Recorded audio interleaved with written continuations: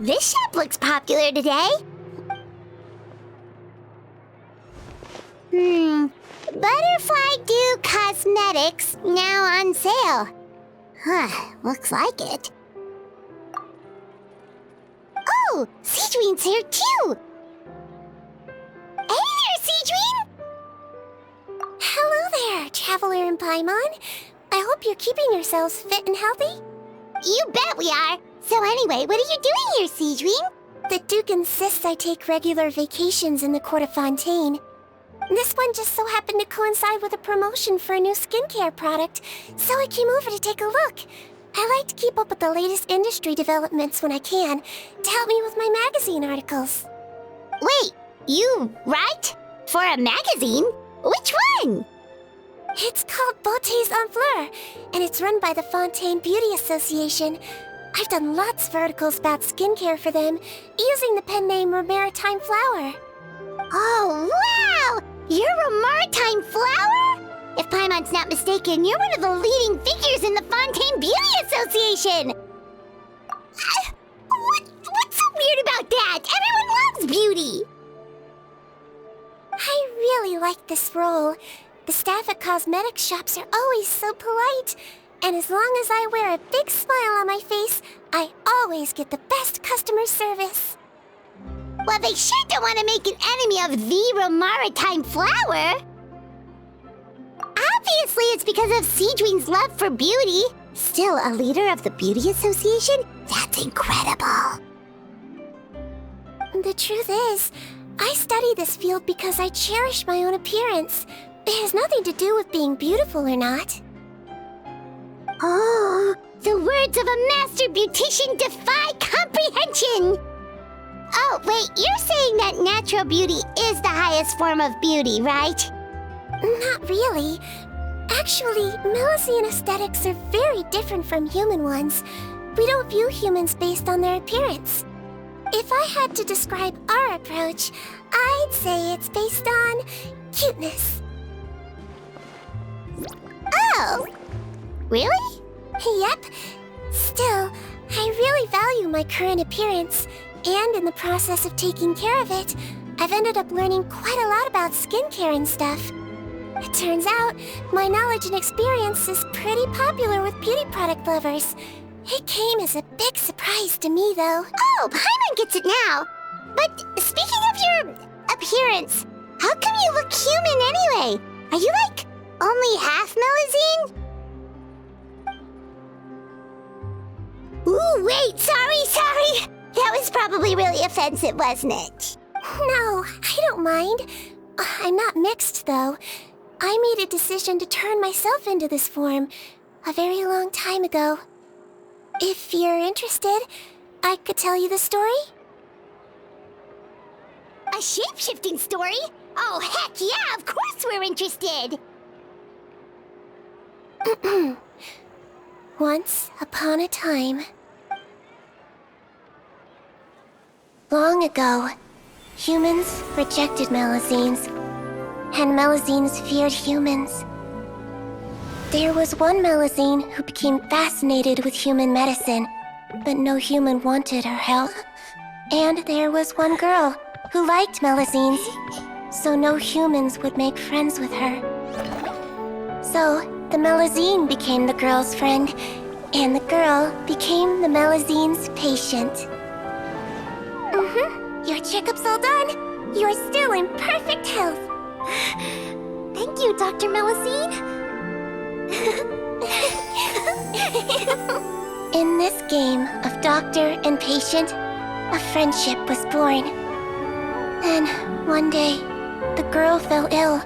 The Melusine was the only doctor to arrive on time, but the adults sent her away. Scram! Melusines can't be trusted!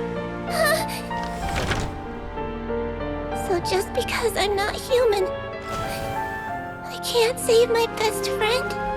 In desperation, the Melusine approached the frightening witch. She begged and begged until she got a reply. If you take this potion, concocted of sin, you will gain a human face and grow human limbs. But then, You will lose everything that attracted this friend of yours to you in the first place. Can you accept that? The Melusine did not hesitate for very long.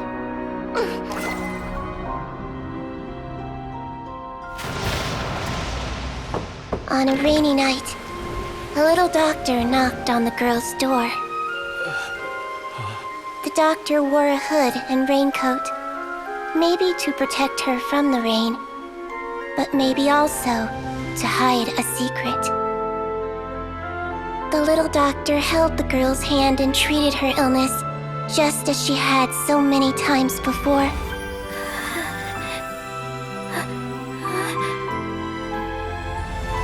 Dawn came, and the little girl's condition improved. But the little doctor was long gone, for she knew her friend would never recognize her again. And so, since then, I've lived my life in human form. Most people who know me just think I was born this way. Ooh, a witch? A potion? Why does this sound like a fairy tale? Trust me, it's a true story. Must be the way you told it then. It just sounds so... Yeah, not every Melusine would take human form to save their human friend. That must have been a huge decision. Treating patients is a doctor's duty. We must always find a way, even when the going gets tough. Ugh. It's so crazy that they turned you away just because you were a Melusine, especially when their daughter was so sick. Well, sometimes appearance can be a real barrier. But that was a long time ago. I like how I look now anyway.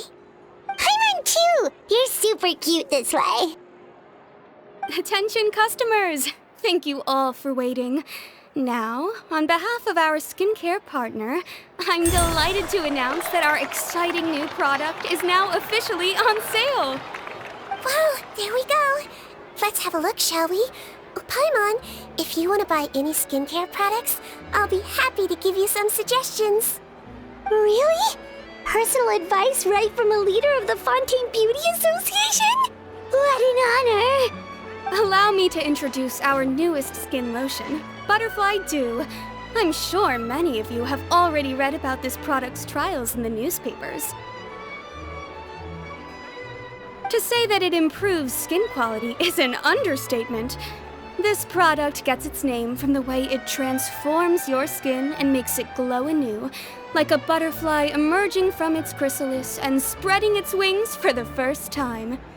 We are thrilled to have the inventor of this fantastic product with us here today.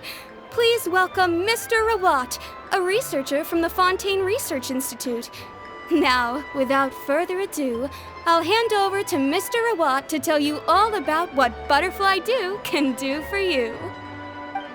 Thank you. Hello, everyone. I'm Rawat, and I developed Butterfly Dew.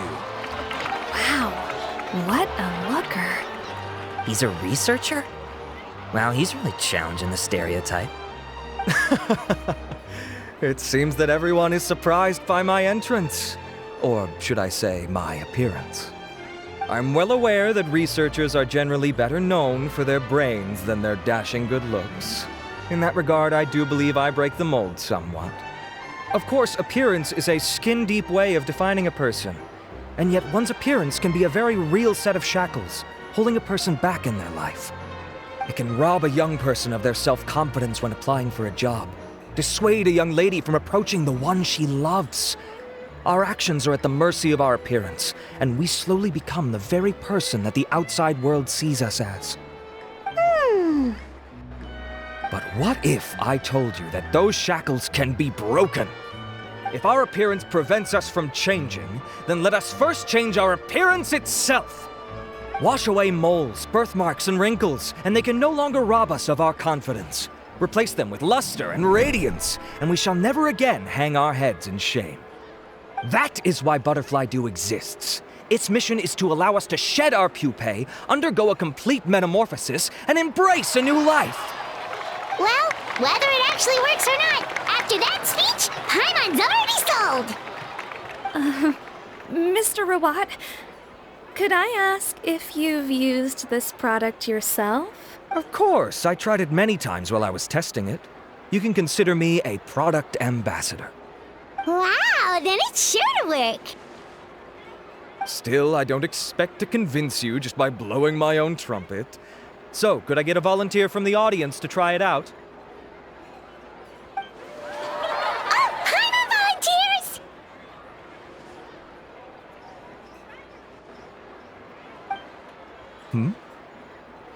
Oh! Ah, what an honor! It appears we have a giant of the Fontaine Beauty Association here with us. In that case, Miss Sijuin, could we seek your most expert opinion on this product? Sure. Whoa, is that Romaritime flower?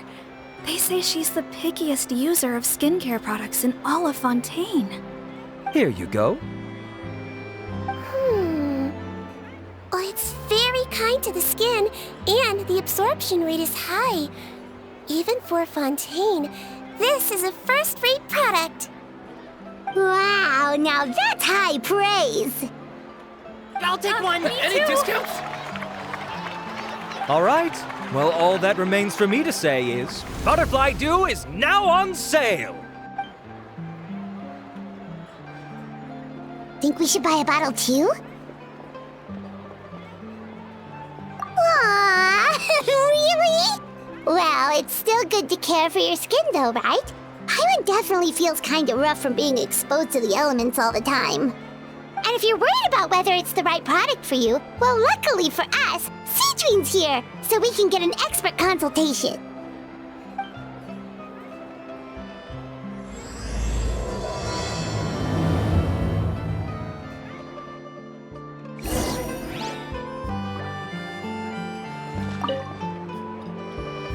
It's an honor to receive such high praise from you. To be honest, I was also hoping you might be able to point out some flaws in the product so I can keep improving it. With most skincare products, the pros and cons only become apparent with long-term use. Yet, this one has instant benefits, improving skin quality without any obvious side effects. It's one of a kind.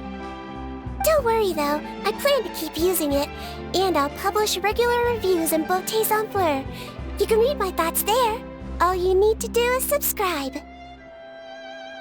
Oh, I was hoping for a more casual conversation, but you are a beauty association leader after all. I understand if you want to keep this professional. Sijuin! Excuse us, Miss Beauty Expert, but do you think this product is a good choice for me and him? Wait, are you the renowned traveler? That's right, and by his side, the equally famous Paimon. Well, I don't normally handle customer questions personally, but since it's the traveler asking, allow me to make an exception. Butterfly Dew is made for all skin types, so no matter who you are, you can rest assured that it will be kind to your skin. If anything, it might be marginally more effective on Fontainian's skin, but other than that, it works the same on everyone. Why would it work better on Fontainians? In the interests of protecting my trade secrets, I'm afraid I can't answer that, Miss Paimon. Alright then. How about a friend discount? Save yourself the trouble. I'd be greatly honored to have both of you use my product. Here, take 2 bottles for free. Yay! Paimon's private fund survives! I can see why you might think that, but please don't misunderstand. This gift is simply a token of my esteem. There's no business motivation behind it. To me, finding new customers for Butterfly Dew is about meeting kindred spirits, fellow admirers of physical beauty. I consider it a labor of love. Admirers of physical beauty? Eesh, that's embarrassing to say out loud. It sounds so shallow. It's nothing to be ashamed of, Miss Paimon. Most people claim to desire inner virtue, but it's still physical appearance that turns their heads. This is a fact of life. It's only natural for people to desire to become beautiful. And that's exactly what inspired me to choose this research direction in the first place. You're right. Everyone loves beauty, don't they? Look at the time. My apologies, but I have other things to attend to. I'll leave you with these 2 bottles of butterfly dew, and I look forward to seeing you again. Paimon, I'd say there's no need for you and the Traveler to use this product for now. Why? Is there a problem with it? The quality is fine. I just think there's room for improvement. I think I could add some ingredients to the mix to make it more effective. Really? Then why didn't you tell Rawat about that? Researchers are a very special breed of human. You can point out their flaws to their face and they won't mind very much. But if you tell them that someone else could do a better job, ooh, now that'll make them really upset. If I'd mentioned it, he probably wouldn't have given you those 2 bottles for free. Huh, fair enough, that makes sense. If you're interested in the more effective version, I can write up a list of ingredients for you. Just come get me once you've gathered them. When you say more effective, you mean it'll make Paimon even prettier? Ooh, how can we say no? As for me, it's probably time I got back to the Fortress of Meripede. I mustn't leave the infirmary unattended for too long. Alright, see you there then!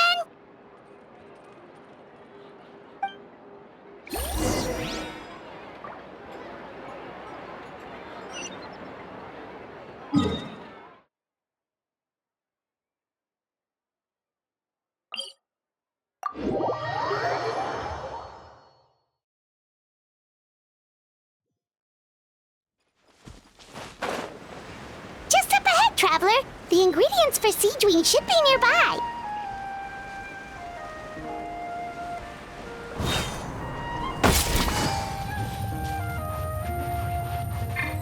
Busted! Everybody stand back! Eat this! I'm right,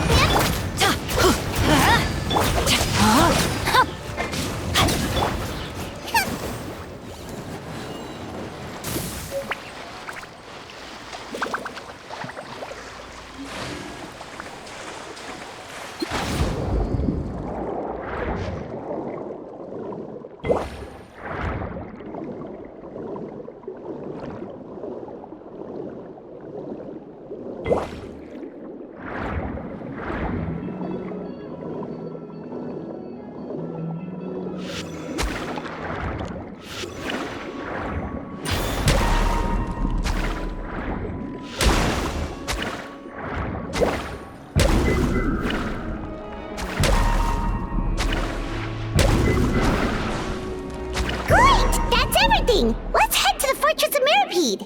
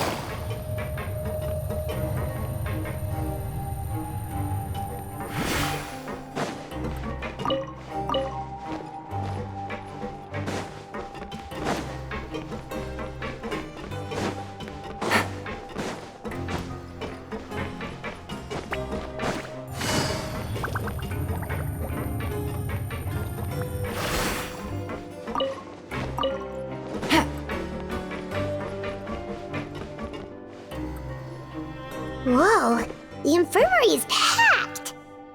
Please, you have to believe me. I saw it with my own eyes last night. Another me! He looked exactly like me. Got it? Okay. I've written down everything you told me. Now, I have a few tests to run. Take a deep breath and don't worry. It's first. Which finger am I holding up? Your index finger, but I'm telling you, my mental state is fine. I'm not crazy. Very good. Now, on to the next. Hey there, Your Grace. It's been a while, huh? Ah, it's you two. Indeed it has. I would offer you some tea, but I'm afraid the timing is unfortunate. Duty call. No worries. Actually, we were looking for Sidween. Do you, know what all of this is about? This inmate came running to the guards in a panic, claiming to have seen his exact doppelganger. A doppelganger? Doesn't that just mean someone else kinda looks like him? And that's what I thought when the report first reached my desk. But we've inspected our records. No one even vaguely resembles him. Considering how certain he is of what he saw, I can only surmise that he's having some mental issues. So I brought him for a medical evaluation. All right, very good. Take a sip of water and rest for a bit. Evaluation complete. I couldn't find any symptoms pointing to a physical condition. I see. So do you still believe there's more likely to be an issue with his mind than his body? I have to assume so for now. Psychological issues are more difficult to detect. At this stage, we can at least confirm that he is in command of his cognitive faculties. The rumor mill will go crazy if word of this gets out. Guards, take him to the ward for a period of observation. The Marechaussee Phantom has requested my cooperation on the case, otherwise I'd deal with this myself. Sorry for the trouble, head nurse, but I'll have to leave this to you. No problem, Your Grace. I'll add him to my observation list. By the way, we have a couple of guests here who have made the trip just to see you. I imagine it must be important. You probably won't need to add them to your observation list, though. Oh, Traveler! Paimon, it's you! Hey there, Sidween! It's actually not that important, but... I'll be in my office if you desperately need me. Goodbye for now. Okay, bye-bye! So, Sidween... Would you mind waiting for just a moment? I have another patient to see. Just find an empty bed and take a seat. I won't be long. Oh, sure! Sidween, we've brought him. And he seems to have taken a turn for the worse again. Okay, don't panic. Let's start by sitting him down here. Paimon had no idea how busy it can get for Sidween. Maybe now's not the time to ask for her help with skincare. Good point. Besides, it might actually be interesting to observe her at work. Well, this could hurt, so I suggest you take a deep breath first. Did his face melt? What happened to him? It's anyone's guess. His face melted off shortly after arriving at the fortress.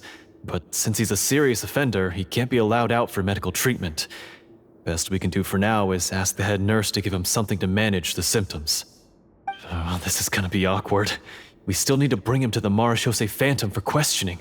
What if he scares them half to death? Will that be our fault? The Marechaussee Phantom? Does this have something to do with the case Risley's dealing with? Yep, it was a huge case.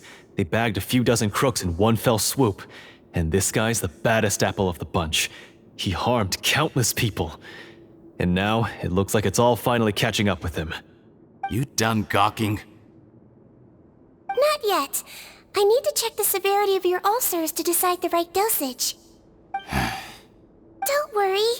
We Melazines have a very different sense of aesthetics from humans.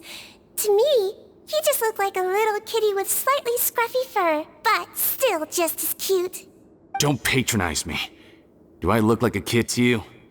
Just give me the meds and let me out of here. I already missed my cell. Hey, lose the attitude. You dare talk back to our head nurse like that again, your days are numbered. Oh, it's fine. Okay, I'm going to apply the medication now. Tell me if it hurts, alright? Look how nice Sidween's being. And he still talks to her like that? What a nasty piece of work. Can I leave now? Wow, not a peep. What a brave little guy. Thank you, Sidween. And I apologize for the trouble. So, Traveler, Paimon, did you bring the ingredients? We did, but we don't want to interfere or anything. You're busy saving lives here. Oh, don't be silly. I agreed to it, didn't I? Just hand me the ingredients, and I'll make some time to whip it into the improved version for you. Take a rest here if you want. Or, if you're not tired, I hear they're holding a new pancreation tournament in the administration area. Or alternatively, is there anything we could help you with, Seedwing? That's right! Let us help you out! It's the least we could do! Good point. Kind-hearted humans start to develop guilt if they accept free help from others. Don't worry, I'll take a look at my schedule. I'm sure I can find something to treat this condition. I gotta warn you though, it'll be tiring work. So I suggest you take a break first, then come back and see me when you're ready.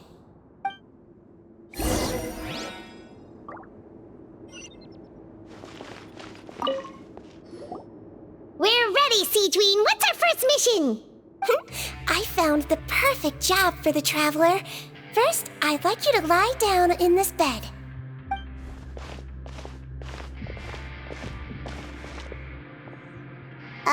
What for? I need you to pretend to be sick. What? Oh, is it that difficult? I thought you did a pretty good job last time. Oh, so you knew. I sure did. He was way more interesting than the usual malingering inmates, and you played along very well, Paimon.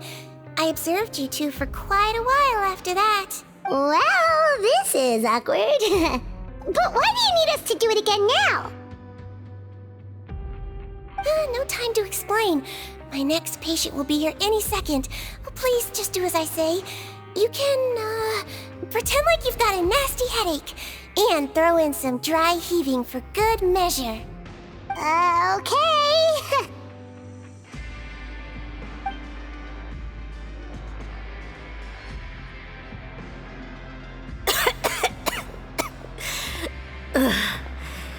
Hey, Doc, it's me. I'm only here because my mom won't stop pestering me about it. So annoying. Well, your mother has enough on her plate with a busy job. Well, the last thing she needs is to worry about you being sick as well. I know. I shouldn't treat the place like a playground. Shouldn't go swimming in the lower levels where we join up with the sea, because it'll give me a cold and distract her from her work. I thought I'd be able to have some fun here at the fortress for a few days, but it's always, don't do this and don't do that. All right, sit yourself down and I'll take your temperature. Your fever still hasn't gone down. Well, here's your medicine. 1 cup for starters, and we'll see if it helps. But Doc, it's so bitter. Do I really have to drink it? I mean, I'll be fine, right? I've got an uncle who caught a cold. His fever went away on its own after a couple days. Can't you just write me a note saying I'm on the mend? I just need something to keep my mom off my case. I sure can. You're a very brave boy after all. Huh? Brave? What makes you say that? Well, if you want to rely on your own immune system to clear up your fever, then you'll have to tough it out like this guy.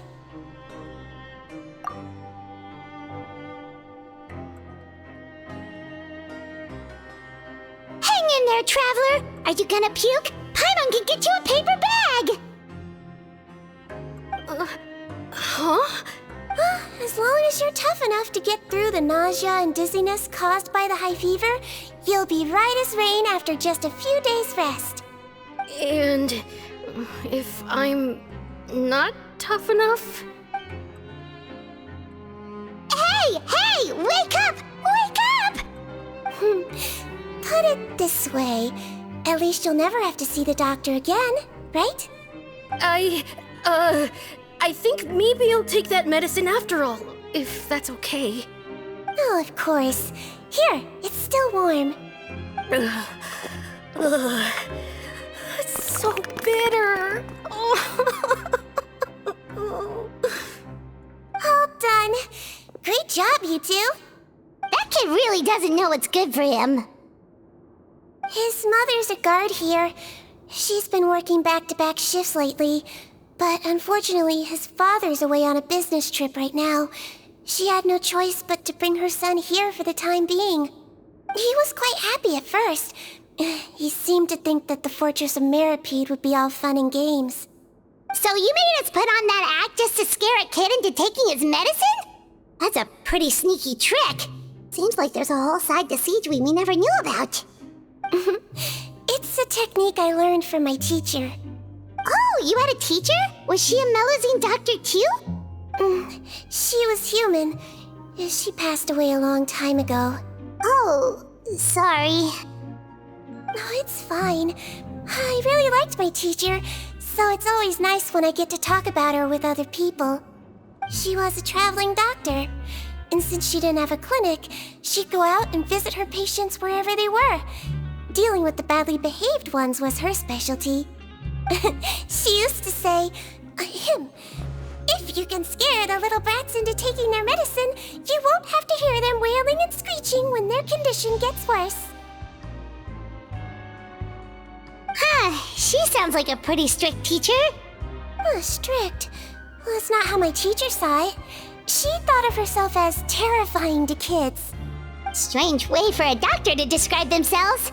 Now Paimon's curious to know what she looked like. As it happens, I actually have a picture of her. Oh, wow, yeah, okay, that'll terrify the kids. Yep. All the children she treated thought she was a witch. Why does it almost sound like you're envious of her? Oh, because I am. If she was here, all the children would take their medicine without any need for tricks. A doctor who looks like a witch.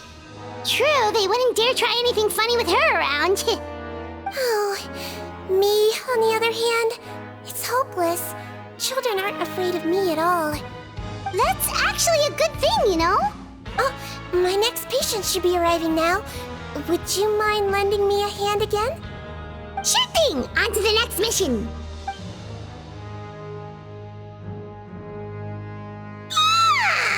Is it nighttime already? That flew by. You really have a busy job, Siegeween. Well, thanks to you two, it was much easier today. Aww. Should we get some rest? It's getting pretty late. Oh, there is one last thing. I have to keep it confidential, so I usually leave it till after everyone's clocked out. Confidential? Are you sure you can tell us? Well, it's fine. You're not living here anymore, so it's okay if you know. All it is I have to prepare some ingredients to make healthy meals with. Wait, you mean those healthy meals? My patients refuse to eat any healthy meals I prepare in front of them, so I have to prep the ingredients in secret, then let the chef at the Coupon cafeteria handle the rest. Considering even the chef's version makes people uneasy, it really makes you wonder what's in it. You want to find out? I can teach you how to make it. That way, if you ever suffer from exhaustion on your future travels, you can prepare a healthy meal for yourself. It's really good for you, you know. Sure? Guess we can help out one more time.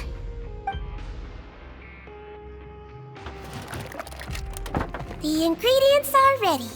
Now, put them on the table and add them in the order I tell you. First, we add this special slime condensate. Stir it thoroughly, then pour it in. See that? It adds elasticity. It looks just like tasty jelly, doesn't it?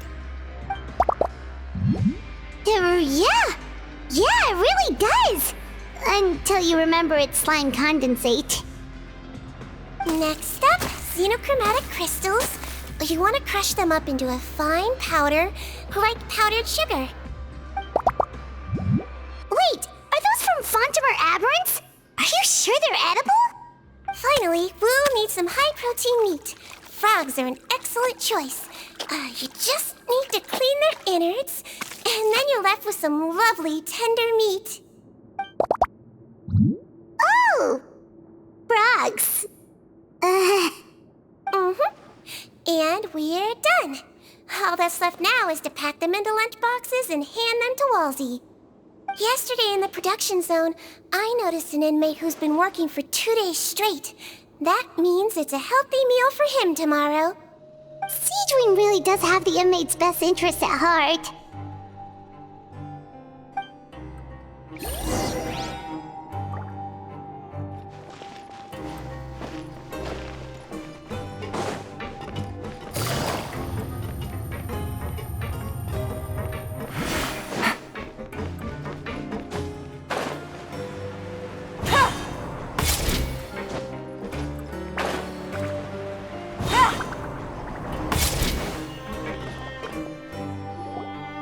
Ah, head nurse.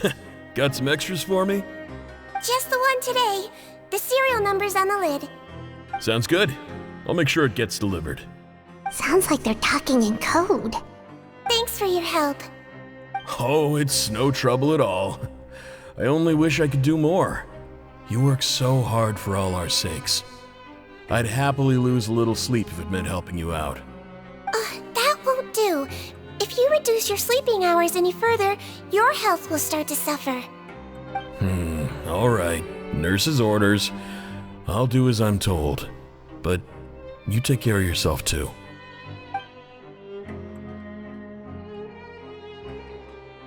Well, I'm done with work for today. Thanks for helping out, you two. Seems like the guards and staff here have a lot of respect for you, Seedream. In just one day of helping you with your work, it feels like we've done a lot for the fortress. Head nurse, please, wait. I'm sorry to disturb you this late at night, but I think you'll agree, this is urgent. Okay, just relax and catch your breath. What's the matter? The guard at the observation ward, Odilon, he told me to pass on a message to you. One of the inmates there, the guy suffering from possible hallucinations, well, he seems to have made a sudden recovery, and now he wants to apply for permission to leave the ward. Huh? Already? You were right to tell me. I'll have to examine him and make sure he's well before we discharge him. Looks like we've got one job as medical assistants left. We'll come with you.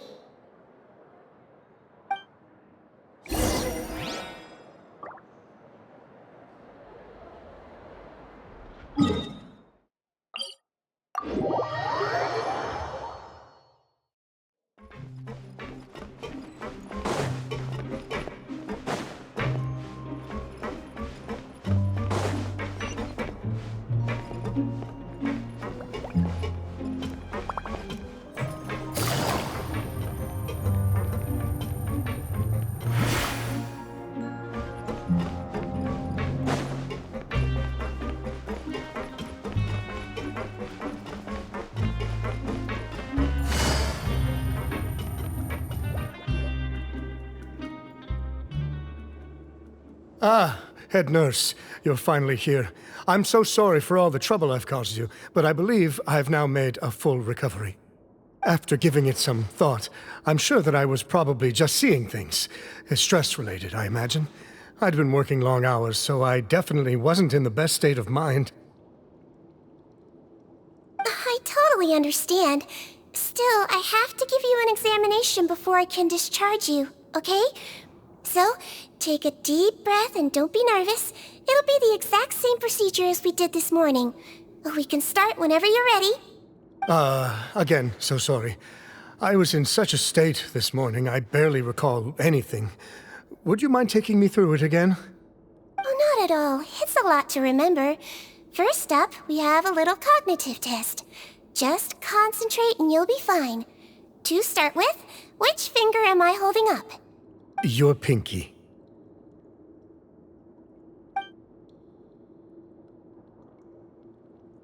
Alright, all indicators seem normal. So it was a stress-induced hallucination after all? Well, we've certainly had previous cases of mental illness caused by overwork, which is why I carefully observe everyone in the production zone. I wonder how I managed to miss the signs this time. Please, head nurse, you shouldn't blame yourself. I'm just still adapting, that's all. Pushed myself too hard, and I guess I couldn't take it. Thanks for looking after me. I'll be as good as new after a good night's sleep. And if you can give me the okay, I know I'll sleep better back in my good old dorm. It can be be difficult to relax in an unfamiliar environment. Alright then, you can leave the ward. I suggest you take 2 days off to focus on your recovery. I'll take you off the observation list for now, so you're officially discharged. Great. I can't thank you enough, head nurse. Mr. Odilon, could you escort him back?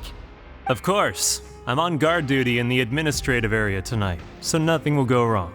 You have my word.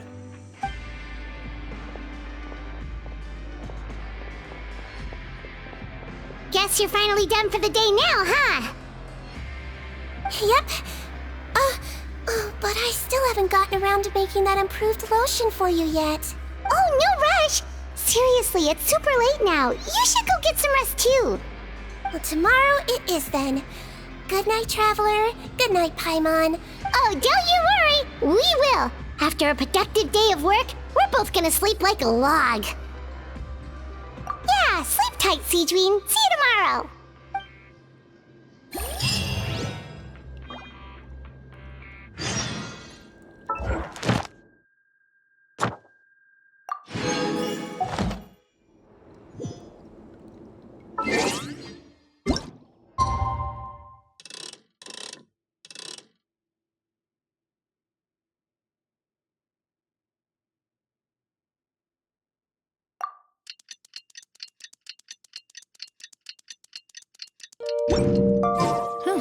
Good roll.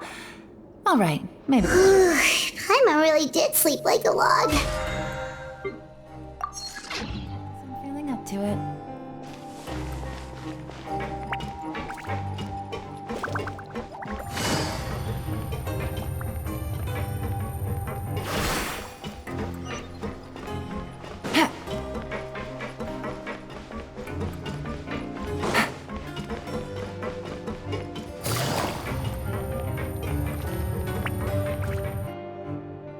Whoa, how is the infirmary even busier than yesterday? Good morning, Traveler and Paimon. I have a few people here for a checkup, so you might need to wait for a while. No problem. Anything we can do to help? There's a bit of a complicated situation here. I'm still getting to the bottom of it myself. You have to believe me. I'm telling the truth. You're in a medical facility. Keep it down. Please, listen to me. I'm not Gascon. I'm Uy. You're a horrible liar, you know that? We get all your mugshots with the arrest warrants. It's clear as day that you're Gascon. You mean because of the way I look? I don't know what happened. I just woke up like this. Then you guys dragged me in here for an interrogation. I brought you here to figure out what's going on. If you truly are the victim of an injustice, yelling isn't going to achieve anything. At most, it'll delay your vindication. All right. I get it. This is nuts. Yesterday's interrogations went fine, and now this. Morning, Your Grace. What's going on? Remember the case I mentioned yesterday? The one brought to me by the Marechaussee Phantom? Well, we've been questioning the inmates involved this morning. Every single one of them is claiming mistaken identity. Huh. That's even weirder than what that guy was saying yesterday. The thing is, none of them have been able to provide any evidence whatsoever to support their claims. Questioning them further got us nowhere, so for now, we've brought them to the infirmary. And we thought yesterday was as busy as it got for Seedween. We've compiled their statements. Have a look. Perhaps there's something we missed.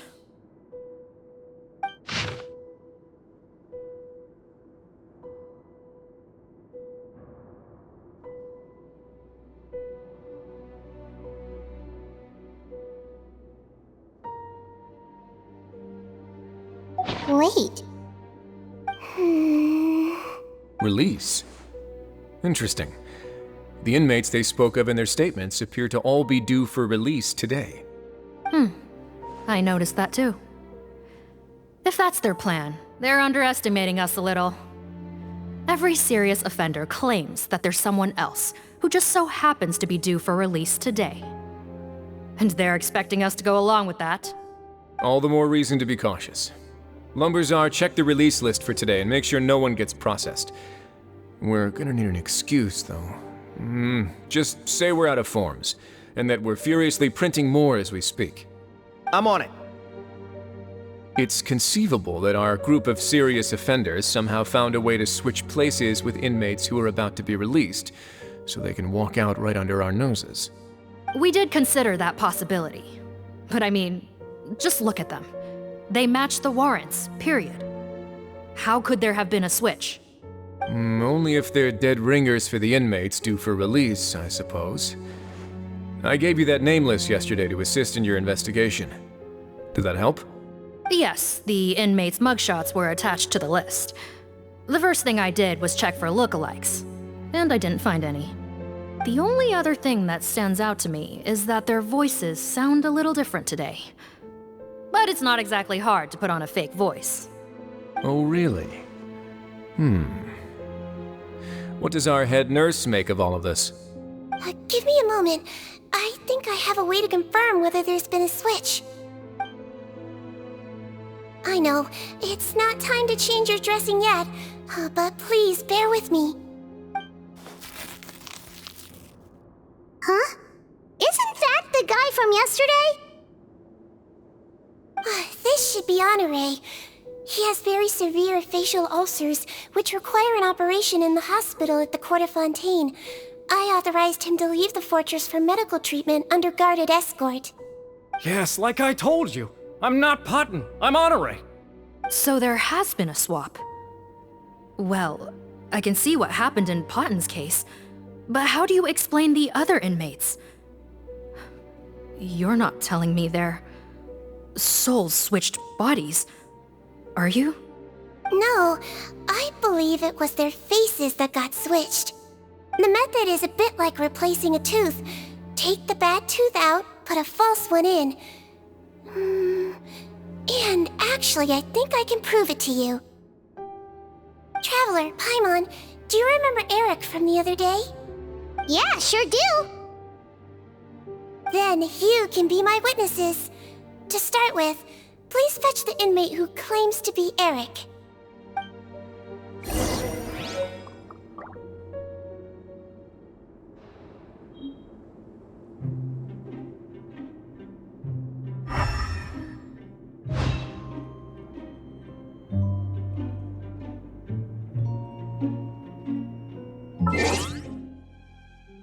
Navigating the world is a whole lot.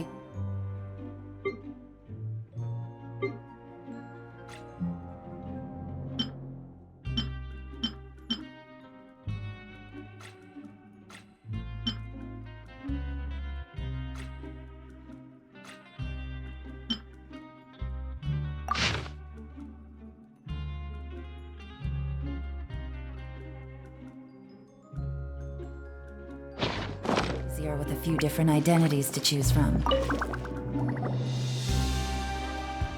So, you're Eric? Yes, head nurse. It's me. You do believe me, right? I need to do another examination on you. Same procedure as yesterday. All right. It's the cognition test first, right? So I need to concentrate. Now, try to recall if you can. The last time we did this test, which finger did I hold up? I believe it was your index finger. But that means... Huh? So basically, last night the Eric who said he saw another him suddenly recovered and applied to leave the observation ward. Seadwing did another test before letting him leave, but that time she held up her pinky finger. Huh? I don't know about any tests last night. There was nothing to do in the observation ward, so I went straight to bed. Then I somehow woke up in a high-security cell. Well, in that case, there is a reasonable explanation for the strange events of the past 2 days. So, what exactly happened? The gang of serious offenders wanted to break out of prison, so they identified a group of scapegoats, namely inmates whose terms were almost up, and planned to switch appearances with them. Last night, When Odilon was on duty, they ambushed him and had one of their group switch appearances with him using their face-swapping method. That allowed them to avoid scrutiny from the other guards. Then, once all the other inmates were asleep, Odilon spent his night shift carrying out the remainder of their switcheroo plan. However, they made one mistake. Henri changed his appearance to match Eric's earlier than he should have done, and ended up being spotted by the real Eric. Real Eric came to the guards for help, but we didn't know then what we know now, so we put it down to hallucination and sent him to the observation ward. However, since one of the gang members was posing as a guard, they simply changed real Eric's appearance and had their Eric take his place, muddying the waters even further. Right, because I put Eric on the observation list by then, and no inmates on that list can be processed for departure until I've discharged them. Hence why the imposters had to pull that little stunt to get fake Eric off the list. Yeah, it all makes sense now. The Duke cracked the case. Well, I can't fault the reasoning. But I'm afraid that we ruled out the possibility of face switching very early on in this process. Criminals altering their facial appearance to commit crimes is nothing new. In fact, one of the explicit duties of the Melazines in the Marechaussee Phantom is to identify criminals in disguise. We carefully examined all the suspects, and there is no evidence that any means of disguise were used in this case. Huh. Well then, how do we explain all this? So far, it seems more likely that the gang stole documentation belonging to the inmates due for release, and are using that to commit identity fraud. Actually, there is a potion that can completely change someone's appearance. If they use that, even a Melazine wouldn't be able to detect it. A shape-shifting potion? Forgive me, head nurse, but this is the first time I'm hearing about it. If such a potion truly existed, it would jeopardize our entire investigative process at the Marechaussee Phantom. Are you certain of this? Yes, I am. But... Please, trust me in my professional opinion as an experienced clinician. At the same time, without any solid evidence, it's pure speculation. If we can round up all the inmates suspected of switching places, then have a little talk with both sides, we might just get our answer. Yep, let's do that. Okay. Well, it was our negligence that meant we had to come and conduct these post-internment interrogations. And I know it's put you out. We'll do it your way. Your Grace, bad news. I paused the releases like you asked, but we were too late. A bunch of people already got processed 2 hours ago. I checked the list, and sure enough, it's all the people who gave statements. 2 hours ago? That's before today's interrogations began. They had this all planned out. So there really was a switch after all. They really pulled the wool over our eyes on this one. We should be able to catch up with them if we leave now, right? Not if that potion is real. They can just switch faces again after leaving the fortress. And if the Marechaussee's Melazines can't even spot them, we wouldn't know where to start searching. Yikes! So we're at a complete dead end!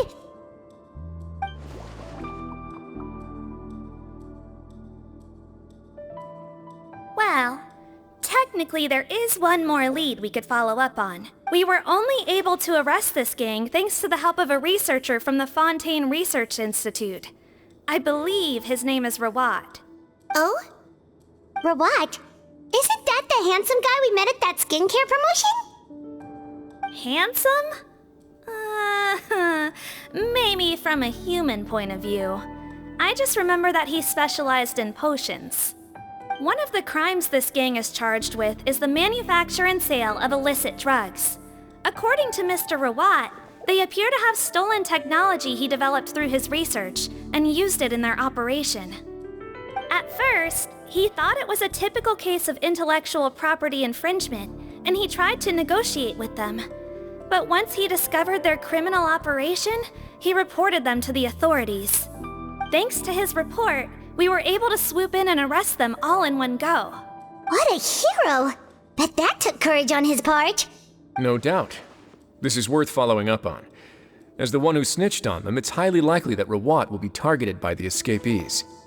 That aside, since he's negotiated with them in person before, there's a chance he'll have some additional information for us. Understood, Your Grace. My team and I will head to the Fontaine Research Institute right away. In the meantime, please keep an eye on the face switch victims for us. Of course. Miss Morgan, I'd like to come along and help you catch these criminals. Huh? Why's that? Well, I'm the one who discharged the fake Eric last night, so I feel partly responsible. Don't say that, head nurse. Your focus was on the inmates' health, and rightly so. We can't ask you to help with arresting criminals. That's our duty. I also have a more personal reason. Patton is a patient of mine, and if I don't get a new batch of medicine to him in time, his condition will get much worse. Look, head nurse, I completely understand where you're coming from. But arresting criminals is dangerous business. And if anything happened to you, none of us can afford to take on that responsibility. Don't worry, I can defend myself just fine. You say that, but still. If I may, Miss Morgan, Siegeween is the one who raised the potion hypothesis, and I'm sure she has far more expertise on the topic than your team. My suggestion would be to bring her with you. And if you really are worried for her safety, then... Ah, there you go, right on cue. Knew I could count on you. Okay. Well, since this plan has the Duke's blessing, far be it from me to refuse. We should head off immediately. Time is of the essence.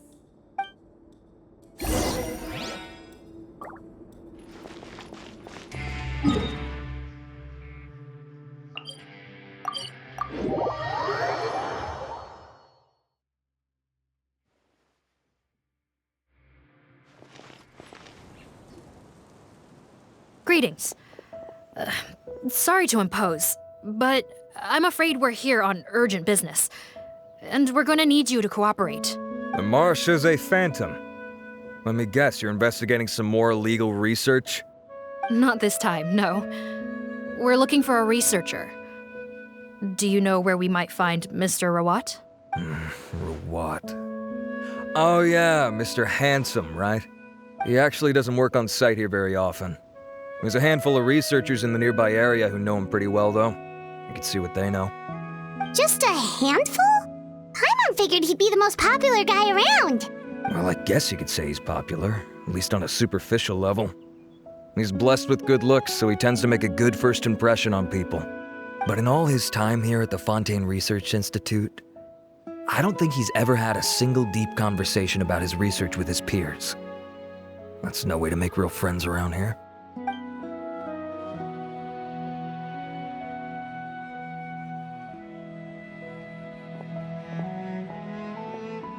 That's so weird. He definitely didn't come across like a recluse at that product promotion. I don't find that weird at all. He definitely didn't strike me as the kind of guy who's good at making friends. Really? Paimon couldn't tell. Must be a Melusine perception thing. Okay, we should talk with his acquaintances. But we also need to check the Research Institute for any clues. Let's split up. It'll save us some time.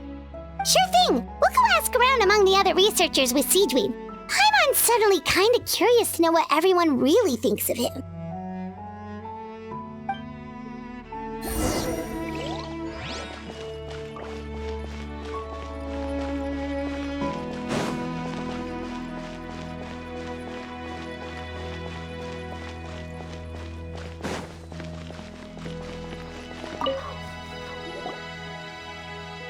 Excuse us, are you Audrey? That's me. What is it? Are you close friends with Rawat? We're trying to find out where he is. Close friends? You mean because I told him I had feelings for him once? I doubt I'm the first or last at the Institute to make that mistake. Why would you single me out as a close friend? I should have known, really. Men like him, they just enjoy being surrounded by fawning women. They're not interested in a serious relationship. Okay. We were just kind of wondering if you might know where we can find him. Why would I know where he's at? I barely know him, and he probably doesn't even remember me. Ugh, this is getting annoying. Shall we go ask someone else?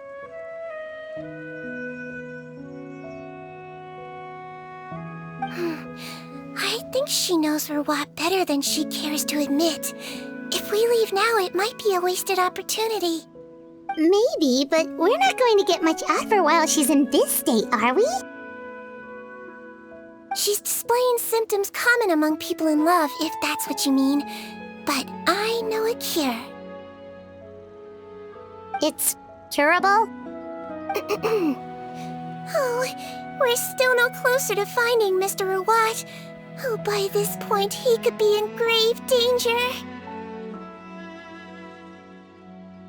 Danger?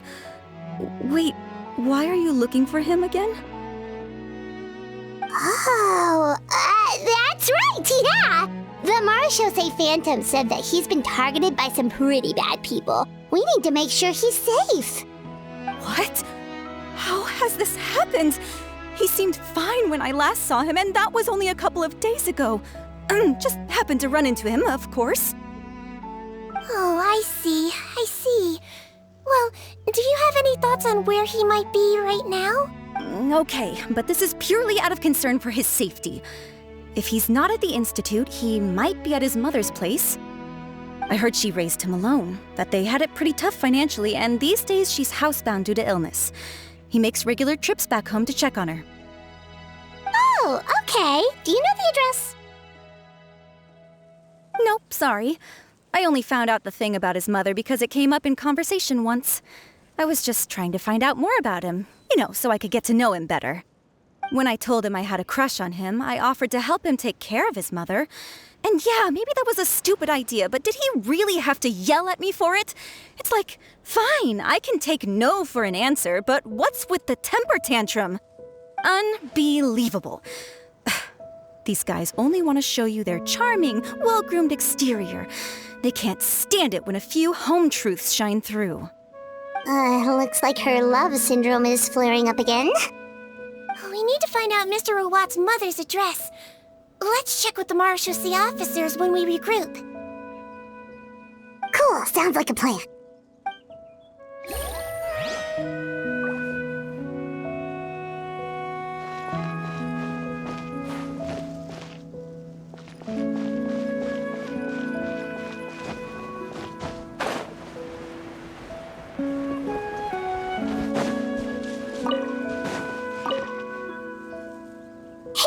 Are you in Teep? What do you want? We're here to ask about Rawat. Any idea where he might be? We were told you were pretty close with him. Close? Not sure that's the word I'd use. He wouldn't even let me use his patent. Huh? It's been a good few days since I last saw him. I don't know where he's at. Go ask someone else. Would the patent in question happen to be related to the new skincare product he developed? Yeah, kinda. Butterfly dew, or whatever he calls it. I heard he made a tidy sum off of that one. Okay, now we're getting somewhere. Keep going. Most of the other researchers here focus on mechanics, energy, stuff like that. I get why he wouldn't be interested in having anything to do with them. But I'm studying coatings. There's a huge overlap in our areas of research. Why would he refuse to work with me? I bought his product once and noticed it contains a unique substance that might have applications in coatings too. If it worked out, I could probably make as much as he's making. Don't get me wrong, I had no intention of plagiarizing his work. I was hoping to get official permission to use his findings in my own research. Followed the proper procedure. It was all above board. I would have had to pay him a license fee and everything. But despite that, he turned me down not once, not twice, but 3 times. It's like he's vehemently opposed to the idea of anyone else making the kind of money he does. Huh, so is Rawat antisocial, or is this guy just jealous? Well, it doesn't look like we're gonna get any info about Rawat's whereabouts from him. Let's go. Wait, 1 second. Mr. Antibes, next time you go shopping, you should buy some Buell fruits. Peel the skin, steep in water, then drink. It'll help calm your mood. Huh? Yeah. Thanks.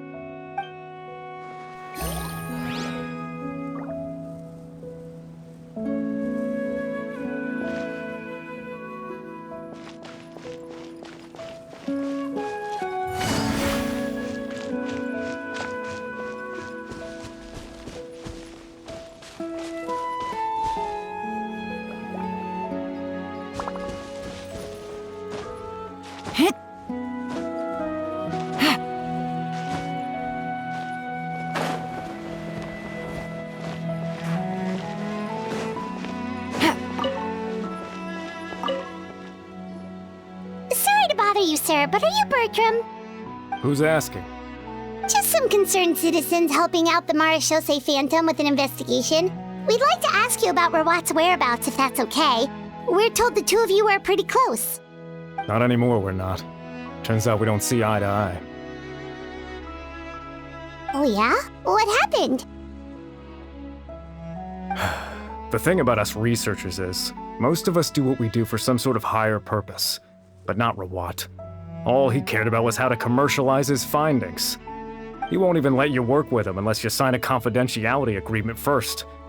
Also, he has better control over who gets which intellectual property rights. How are you supposed to get any meaningful research done working with a guy like that? Now that I've got my own technical solution for my compressor, I don't need to work with him anymore. So that's what Rawat is really like. We'd still like to know where to find him. Is that something you can help us with?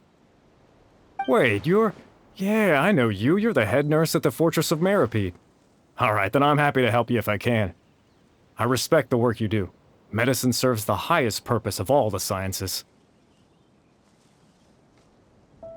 Wow, turns out Cedrine's got some real clout. Thing is, I have no real way of knowing where he might be. I stopped working with him 2 months ago, and I've barely seen him since. But if you want my advice, I'd say go talk to the peddlers. There's a few he meets with every other day or so. Maybe they know where he's at. Peddlers? Yeah, back when I was working with him, I noticed he met with them quite often. Wouldn't surprise me if they were involved in some shady business together, because it seemed like they went out of their way to avoid discussing anything in my presence. The little I overheard was about manufacturing and selling pharmaceutical drugs. Like I said, he's all about the money. Drugs? Doesn't he work with skincare products? Do those count as drugs? Who knows? I never cared to find out. He's the morgue rubber, not me. Thank you. You've given us plenty to work with. Welcome. Goodbye, and may we both reach new heights in our scientific endeavors. Well, that's all 3 researchers. Let's head back to the meetup point.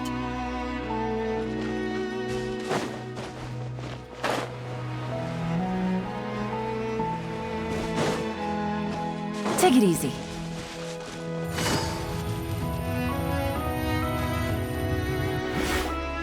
You know, Heimat started out thinking Rawat was a handsome researcher with a friendly and cheerful personality. It's such a surprise to learn that his peers have a different impression of him. So what's your view of him now, Paimon? A handsome researcher whose difficult upbringing turned him into a profit chaser with a chip on his shoulder? So your thoughts about his appearance haven't changed at all? Well, his looks are kind of a big deal, at least in Paimon's opinion.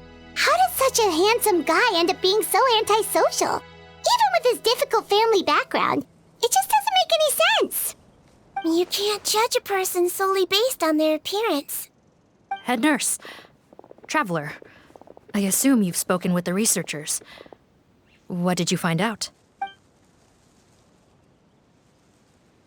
Bertram mentioned Rawat's involvement with some pharmaceutical merchants. Do you know if he's registered any pharmaceutical brands? Since he was a whistleblower on such a huge case, I ran a background check on him. I don't remember there being any brands under his name. How strange. If he was so focused on commercializing his research and averse to sharing his technology with others, why wouldn't he have registered his own brands? Maybe he and his business partners needed to avoid public scrutiny? You think he may have colluded with the gang? Well, the crime was manufacture and sale of drugs, and that would certainly be in his wheelhouse. We can't rule it out. Isn't that pretty unlikely, though? He was the one who blew the whistle on them! Most children who come to me with tooth decay have suffered pain for a long time already, but they'll still try to hide the fact that they eat too many sweets. Grown-ups and children aren't so different in that regard. If you say so. I saw him when he came to make his report, and I certainly didn't get the feeling that he was the type to collude with criminals. Perhaps it's more likely that they were coercing him. You mentioned that he comes from a poor family. So, it's possible that the criminals approached him asking for academic support, luring him in with the promise of riches. By the time he discovered who they really were, he was in too deep. They had leverage on him, so he was forced to keep working for them. I've seen it happen many times before. That does make a lot of sense. It would definitely explain why he was so unwilling to cooperate with his fellow researchers. No wonder he's so unsociable. He must be on edge all the time with a gang of crooks breathing down his neck.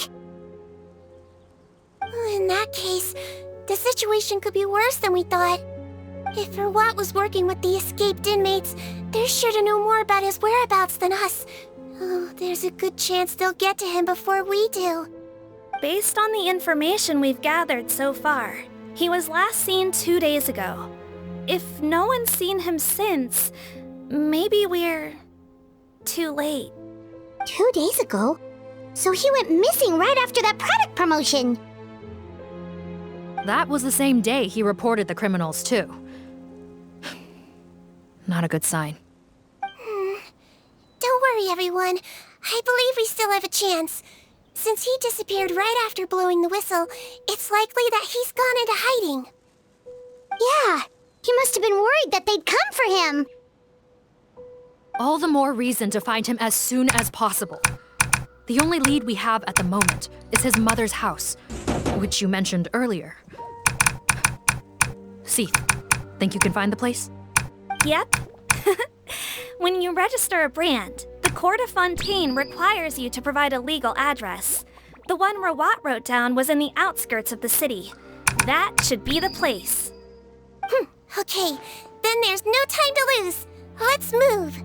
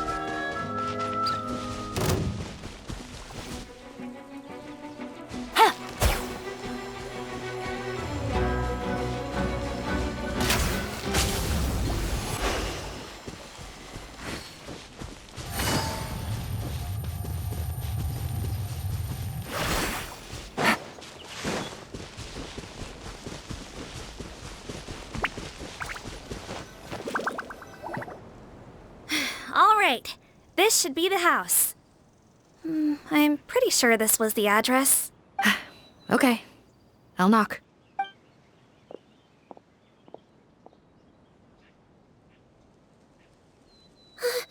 Sounds like whoever's inside has restricted mobility.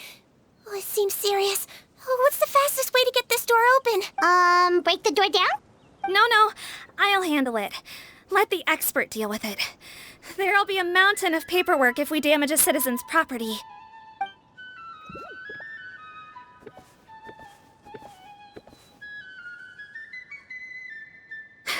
Calm down. Deep breaths. Remember your training. Control your strength. And... it's open! Seath, take a few people and lie in wait. Keep your eyes peeled for any activity around the house. The Traveler, head nurse, and I will go inside.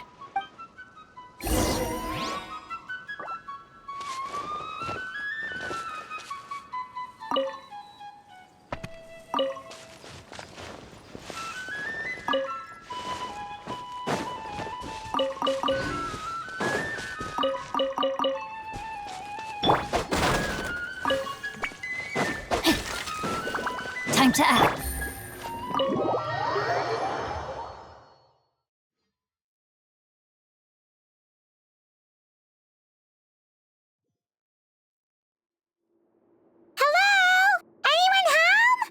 Oh, there.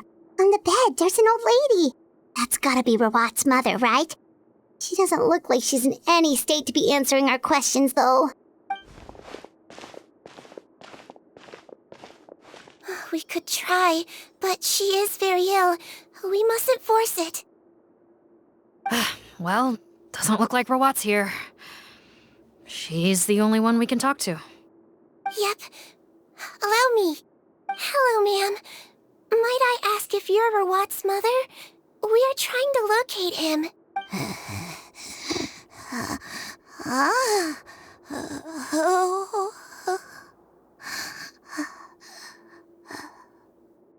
Hard of hearing, perhaps. Does anyone have a picture of Rawat? I have one here. I'd like to show you a photo, ma'am. Is this your son? Do you know where he is? Looks like this isn't gonna work after all. Well, looks like we're out of leads. If Rawat's not here, things are looking very bad for him. Is it possible he could have avoided returning here because he knew he'd be in danger? Maybe.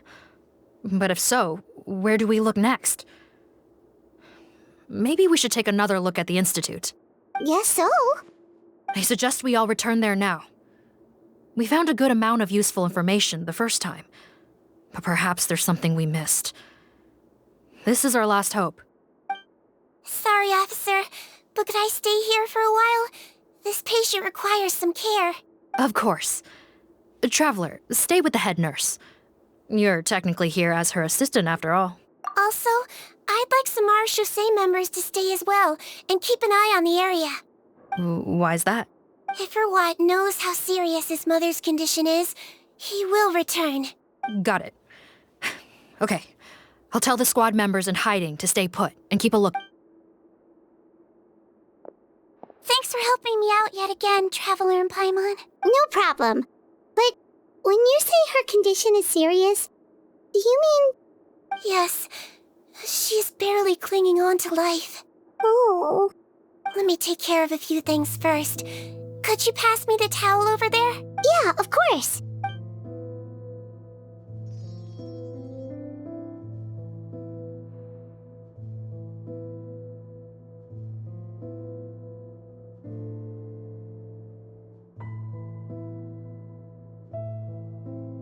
I can tell that her family has tried a lot of different treatment methods, including some very expensive medicines. Unfortunately, her condition is so multifaceted that a recovery looks all but impossible. Seedwing. Paimon bets being a nurse must be pretty tough at times like this. Yes. It makes me a little sad. In a Melizine's eyes, a human's birth, aging, sickness, and death are as much a part of natural law as sunrise and sunset. But human medicine can defy that law to some extent. In that sense, it is a science of miracles. That is why I became fascinated with it in the first place. But it was only after I truly became a doctor that I realized miracles don't always happen. Even the greatest doctors cannot cure all diseases. Siegewing. Well, don't worry about me, Paimon. A doctor's duty is not to cure all diseases, but to treat whatever ailments they can. At the very least, I can lower her fever. That way she'll suffer less, and she might even be able to see her son. Yeah. All the more reason to find Rawat as soon as possible, even if we don't catch those crooks.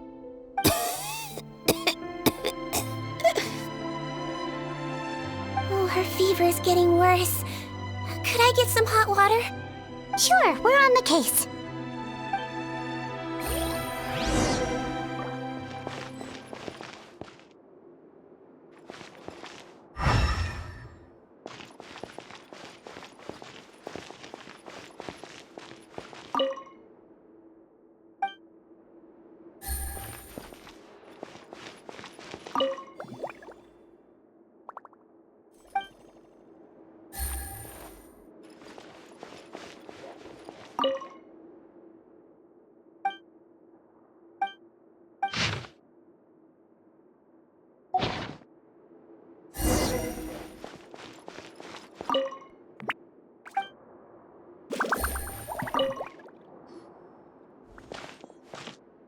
Found the hot water?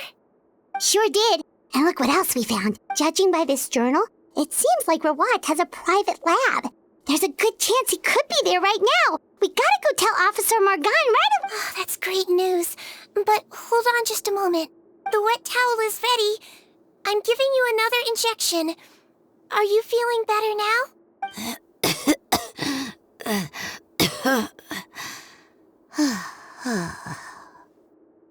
It's all right. We'll go bring him back. Please hang in there.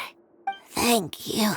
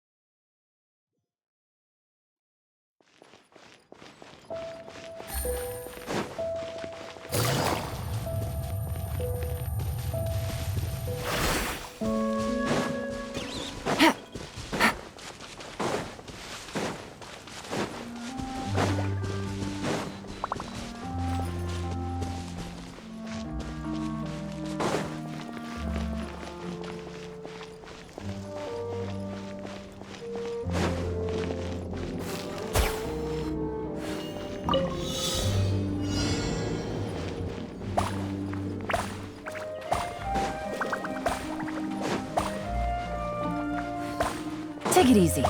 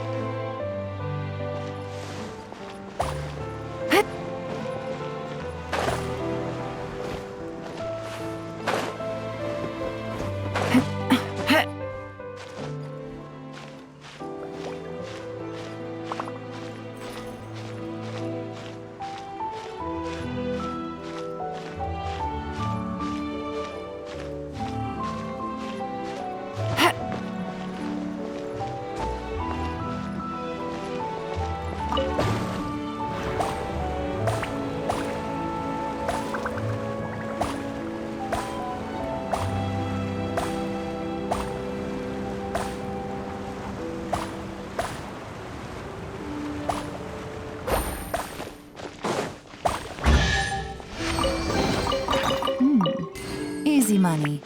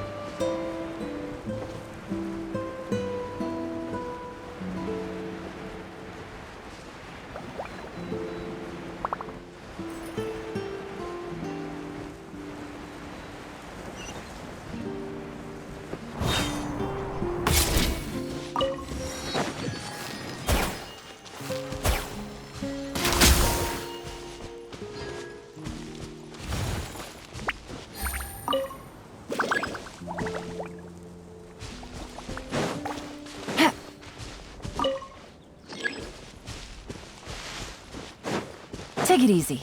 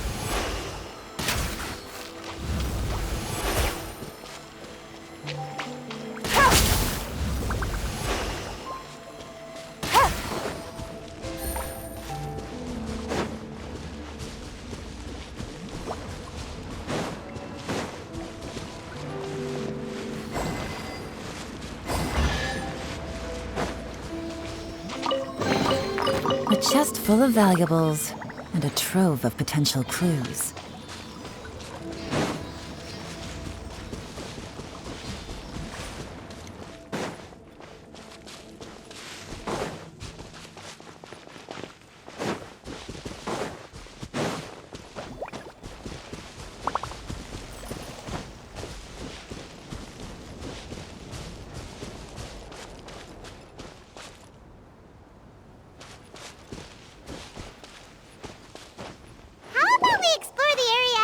Later.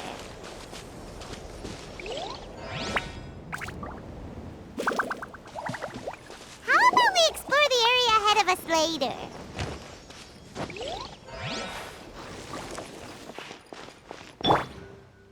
I'm going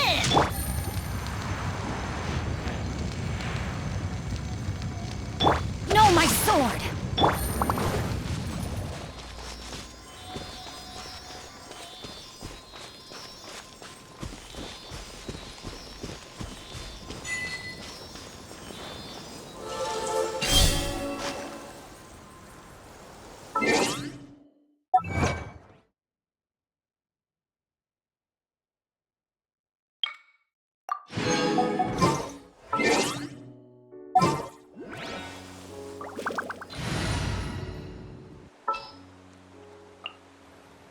Ready for a rehearsal?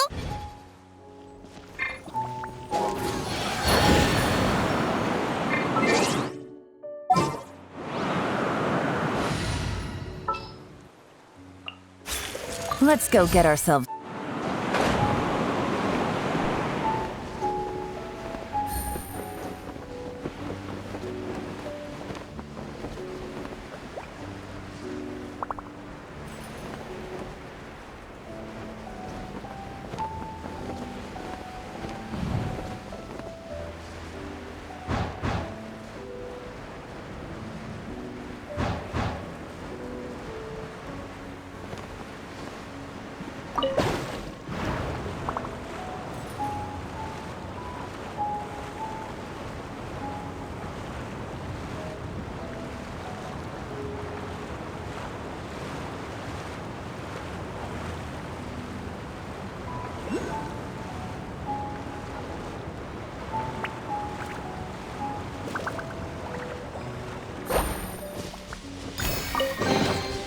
Treasure. One way to draw your target out of hiding.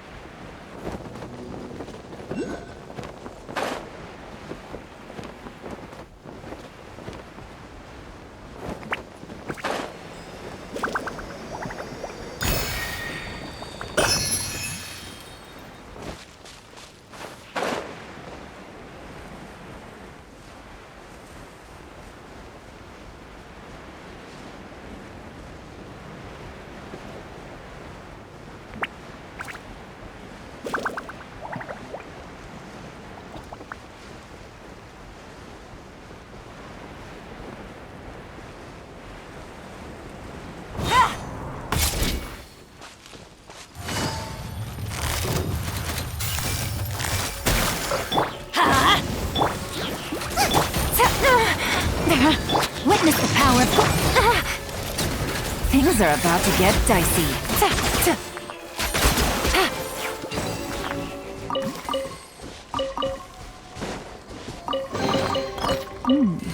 Easy money.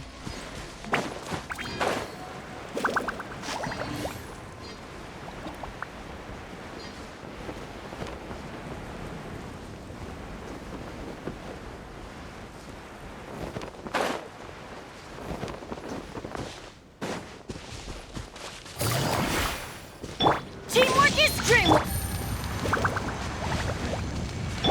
Rain outlines your...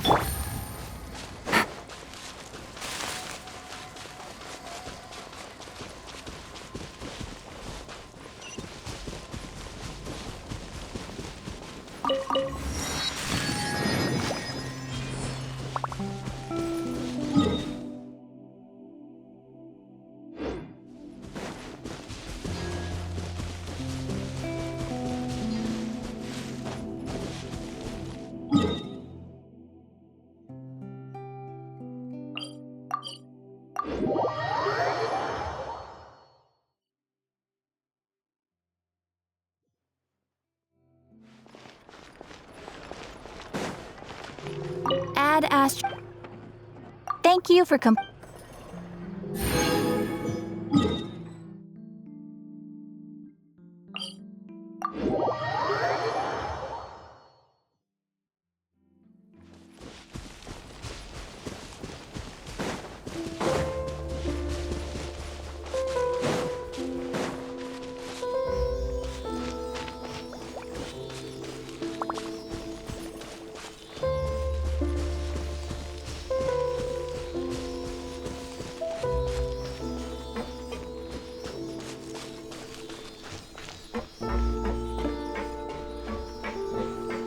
Take it easy.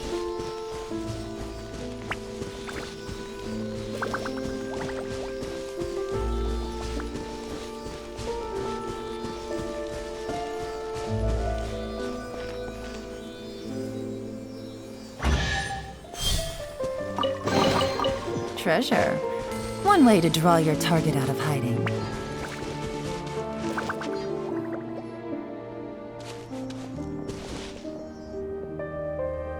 It's Officer Morgan! They're already here! We came as soon as we heard the news. I can't believe we were so careless. The most crucial information of all was hiding right there. Don't blame yourself. Right now, we need to focus on finding a way in. There's a mechanical door over here! Hopefully the instructions in Rawat's journal will help us open it.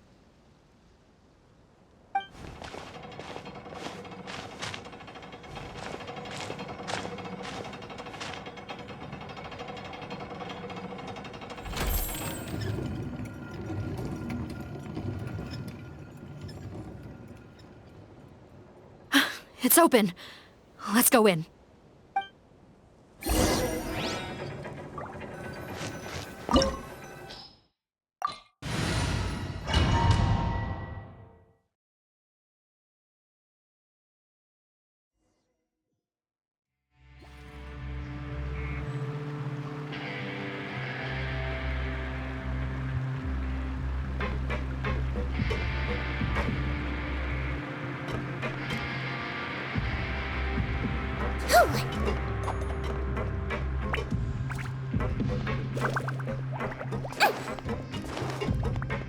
How did they get in here? Captain, up ahead! Those look like our fugitives! So they found this place too? Don't let any of them escape!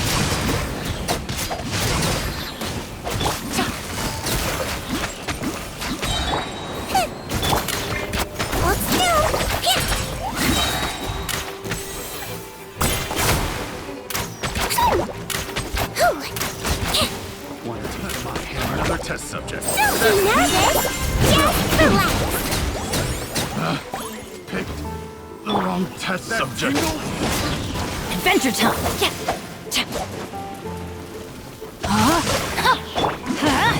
Glava, get them!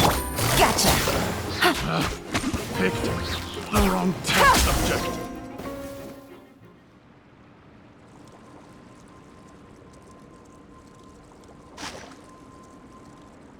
Captain, according to our list, many of the fugitives aren't accounted for. There may be others hiding deeper inside the facility. Ah, so these guys were just the lookout crew. The Marashose Phantom! How did they find this place? Wait, it's that guard from the fortress! That's right, I'm on your side. The Duke sent me. What's the matter? Some sort of mix-up? Mr. Odilon, didn't I tell you a few days ago that you need to stop all field work until you've recovered? Well, you know, gotta help His Grace out. Share the load. Officer Morgan, this man is an imposter. The real Mr. Odilon has no recent health issues. What? But Looks like the head nurse was right about the face-swapping method. Arrest them all! DuPont, stay here and keep guard. And watch the exit. If we're not back soon, call for reinforcements. Got it.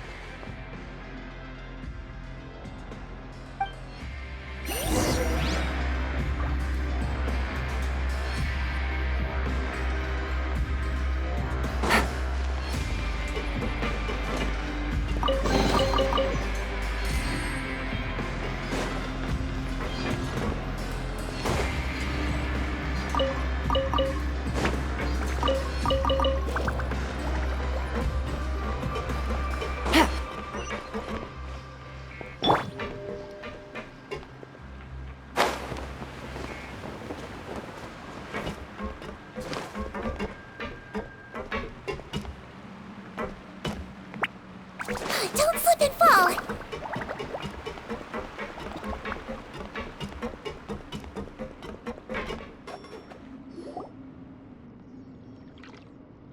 So many jars. Was this some sort of production facility? This scent, it's probably the ingredients used to make butterfly dew.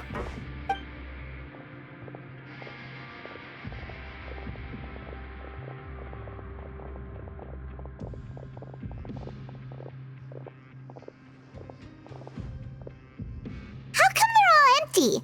Did it sell so well that he ran out of supplies?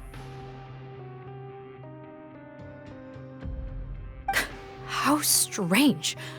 Why would Rawat choose to manufacture a popular product like that in such a difficult-to-reach location?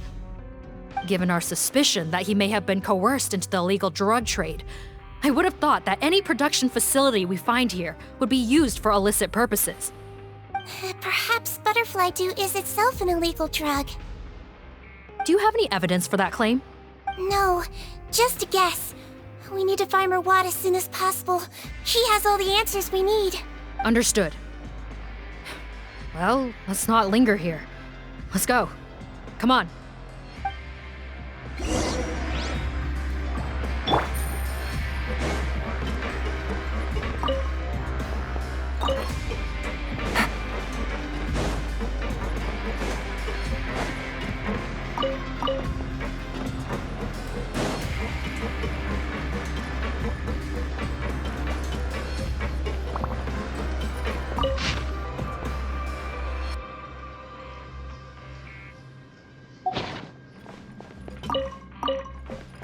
Take it easy. Take it easy.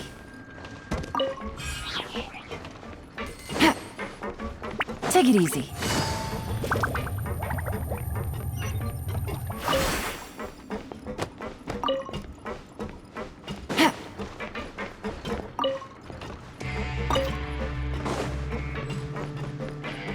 Doesn't look like we're gonna get this door open. Let's find another way around.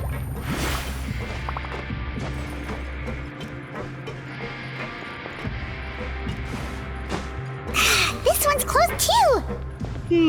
What's with those carts and tracks? Oh, maybe it's one of those doors that opens when it senses cargo passing through. There's a loaded cart right over there. Let's bring it to the door and give it a try.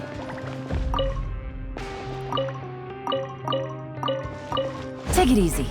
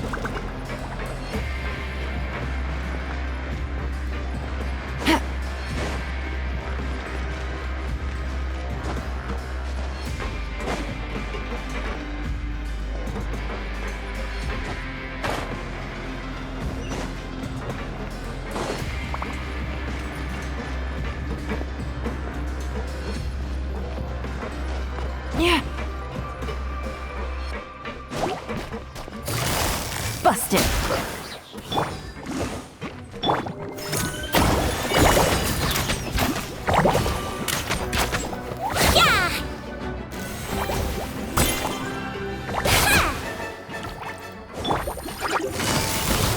Quietly now. Let me weave you a verse.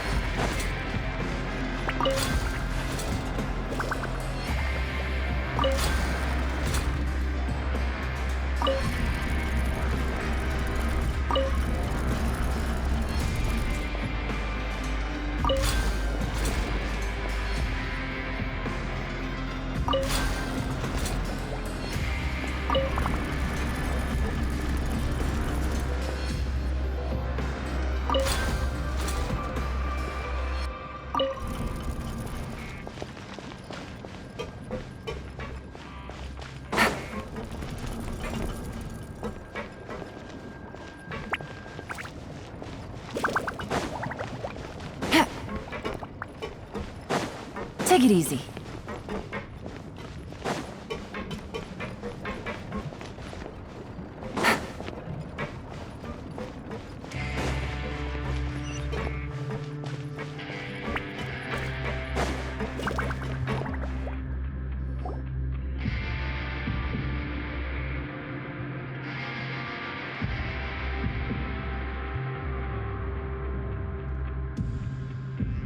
This room's much smaller than the others.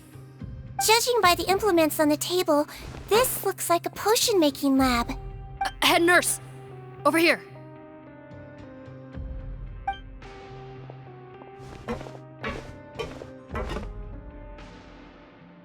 Let's see. Huh? Robot's clothes? Why would he change here? Perhaps they stripped him down, left the clothes behind, and disposed of him somewhere else? Yikes, Deedween, where did that come from? Oh, what a tragic way to go. Especially with such a bright future ahead of him.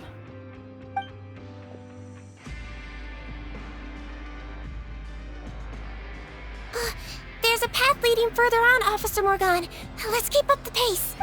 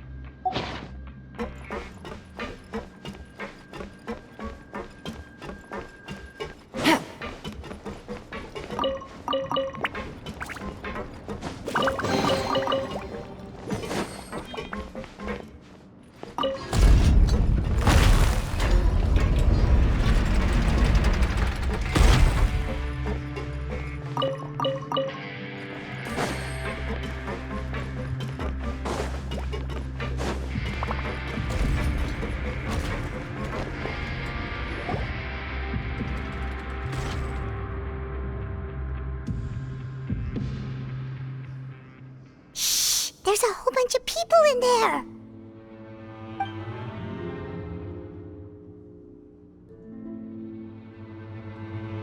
Are you serious? You're telling us that within a day, our faces are going to rot like yours? Fontanian physiology changed dramatically after that great flood, and it's not as compatible with this face-changing solution as before. The side effects are as you can see. Why didn't you say anything before we all used it? Look, my plan got you all out of prison, didn't it? You'd have much bigger problems to worry about right now if the Marshal Say Phantom found out about your other crimes. Consider an ugly mug getting off lightly. Ugh. You're just lucky we didn't leave you in there after you disappeared on us with no warning. We only let it slide because we're former partners. And now you have the gall to pull a stunt like this? Partners?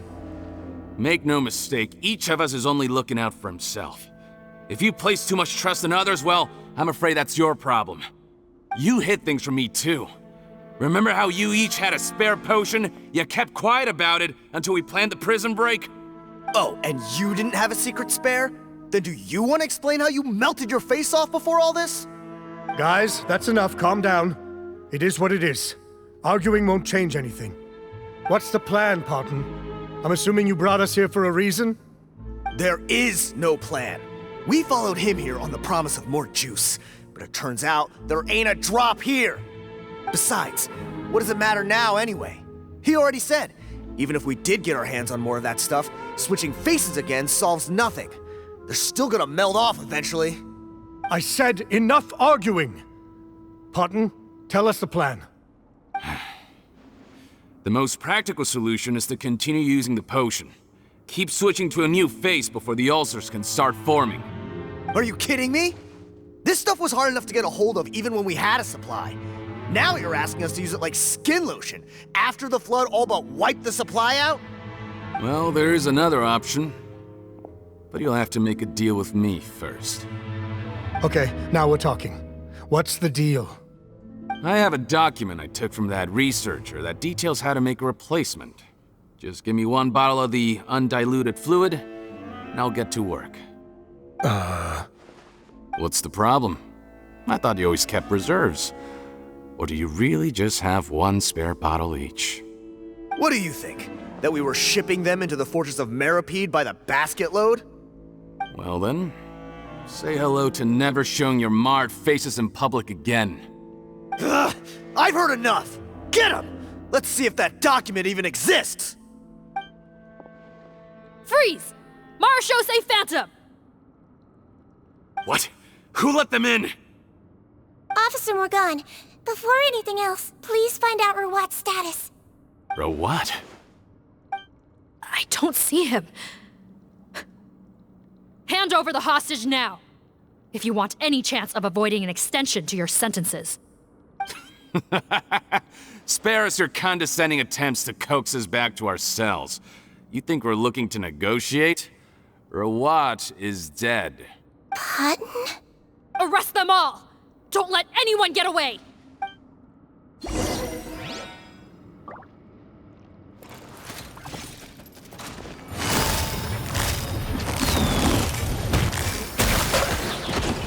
Everybody stand back!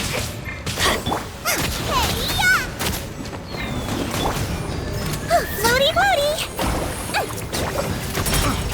I swear, it's for medical research! No! Don't! Teamwork is strength! No, my sword! Rain cutter!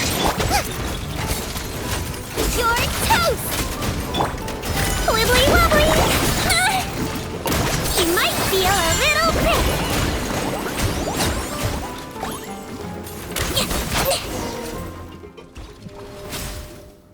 Huh. Gotta say, I never expected to see the head nurse in combat. Some patients respond better to a more aggressive treatment plan. Did we get everyone? Captain, we finished the head count. Potton's missing. Over there! The door's closing!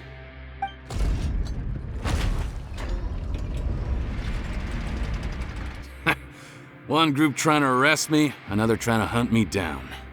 Good. I gotta kill two birds with one stone. How did he get up there? There must be a secret passage somewhere. Find it! Don't waste your energy. I already sealed it off. How naive. We have more people outside. If we're not back out by the agreed time, they'll come to our rescue. Well then, you'd better hope they get here in time.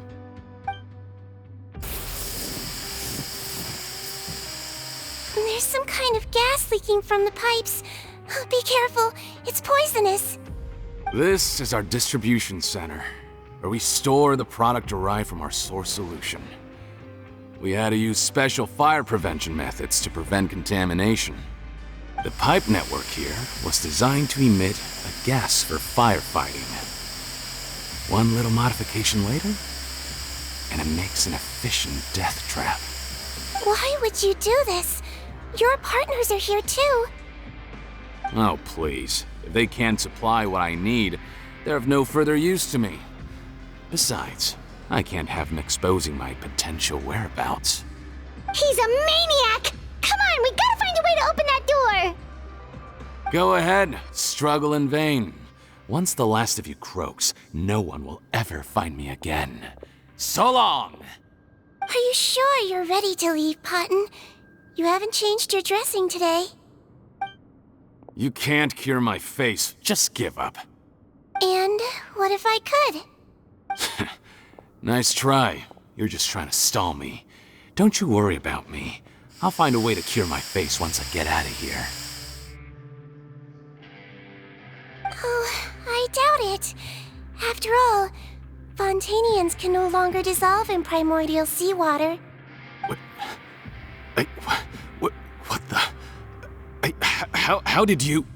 The key component of the face-changing potion is the fluid left behind by dissolved Fontanians. It might look like ordinary water, but it has some unique elements in it.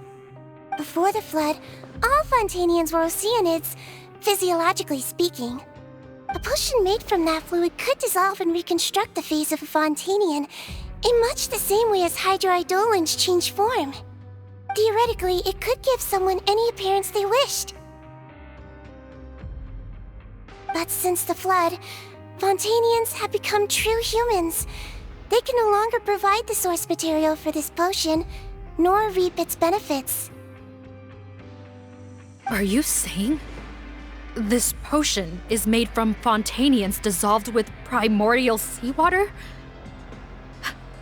Then their crimes are far worse than I thought. How could you know all of this? No, wait. Of course! Well, well. So that's why you have a human appearance. It also means that I have a formula you're unaware of. The air's getting thicker. It's getting hard to breathe.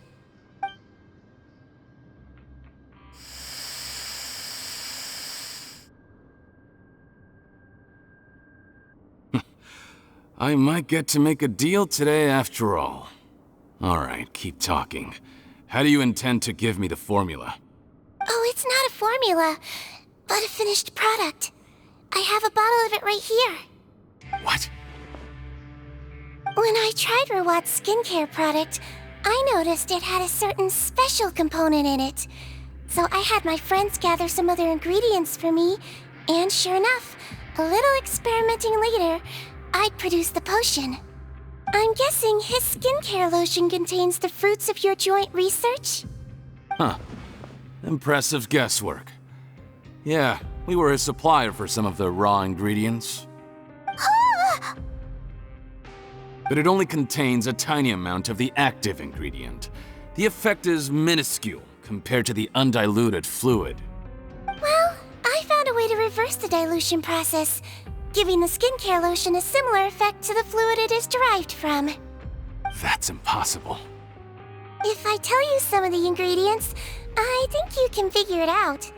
First, you need to combine tainted hydrophantasm tissue with transoceanic pearls at a ratio of around 3 to 7. Tainted hydrophantasms and transoceanic pearls. I see. Can't believe I never thought of that. So, can we make a deal? Sounds good to me. There's a delivery pipeline beneath this window. Drop the potion in, and I'll release you all. Nope, not trusting you that easily. You're like those naughty kids who try to hide their illness.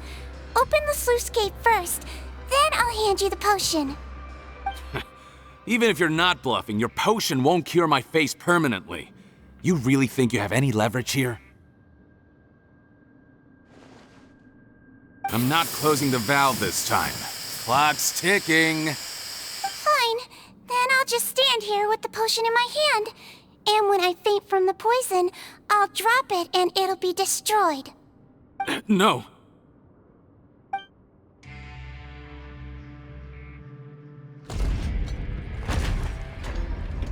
It's open! Disable that sluice gate! Jam it! Don't let it close again! That's more like it. In that case, a promise is a promise. Head nurse, there's too much poison gas in here. We have to leave, now!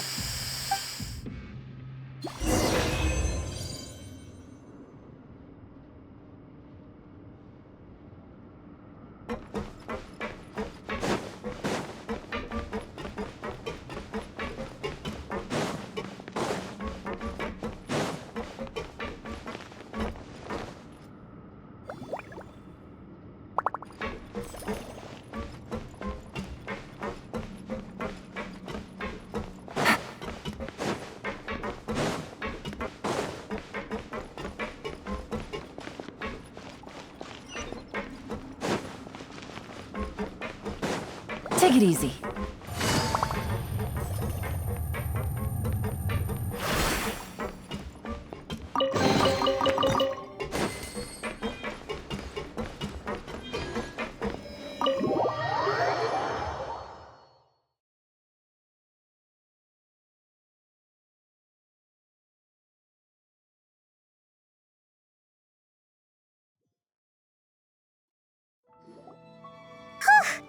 That was too close. That button is a real nasty piece of work. Oh, don't be too quick to sit down. Moving around a little will help relieve the soreness. Same goes for you, Traveler. Oh, but Paimon, you should be fine, right? Flying fast is pretty tiring too, actually. Anyway, that's not important right now. Paimon's still shocked to learn that there's a whole criminal operation going on behind that skincare lotion. Shame I ended up giving the improved version to Potten after finally making it for you. I'll make you some more, I promise. No, please don't. Paimon doesn't want to use that stuff anymore. Still, it was a pretty good job that Paimon wanted to buy some in the first place, huh? It ended up saving everyone's lives. That's gotta count for something. Yeah, Paimon was just kidding. Head nurse, I've done a final head count of our team and the criminals. Everyone's here and doing fine. We're ready to escort the fugitives back to the fortress of Meripede. It's a shame that we didn't find Rawat. At this point, I'm afraid he's probably deceased. What a horrible bunch. Especially that Potten guy. If he hadn't made good on that deal, we'd all be dead because of him. No, we wouldn't. I always keep a whole bunch of antidotes on me for emergencies, and one of them neutralizes that poison gas. We'd have been fine, even if you hadn't opened the gate. What? Then why did you give him the potion? If this is true, I must concur. Sorry to be blunt, but I think you made a bad decision by handing him that bottle. If he changes his appearance and flees Fontaine, it's unlikely that we'll ever find him. No matter how cooperative his accomplices are when we question them. No, you don't understand. I gave him the potion precisely so we could be sure where he'll go next. What do you mean? We gotta hurry. She won't last much longer.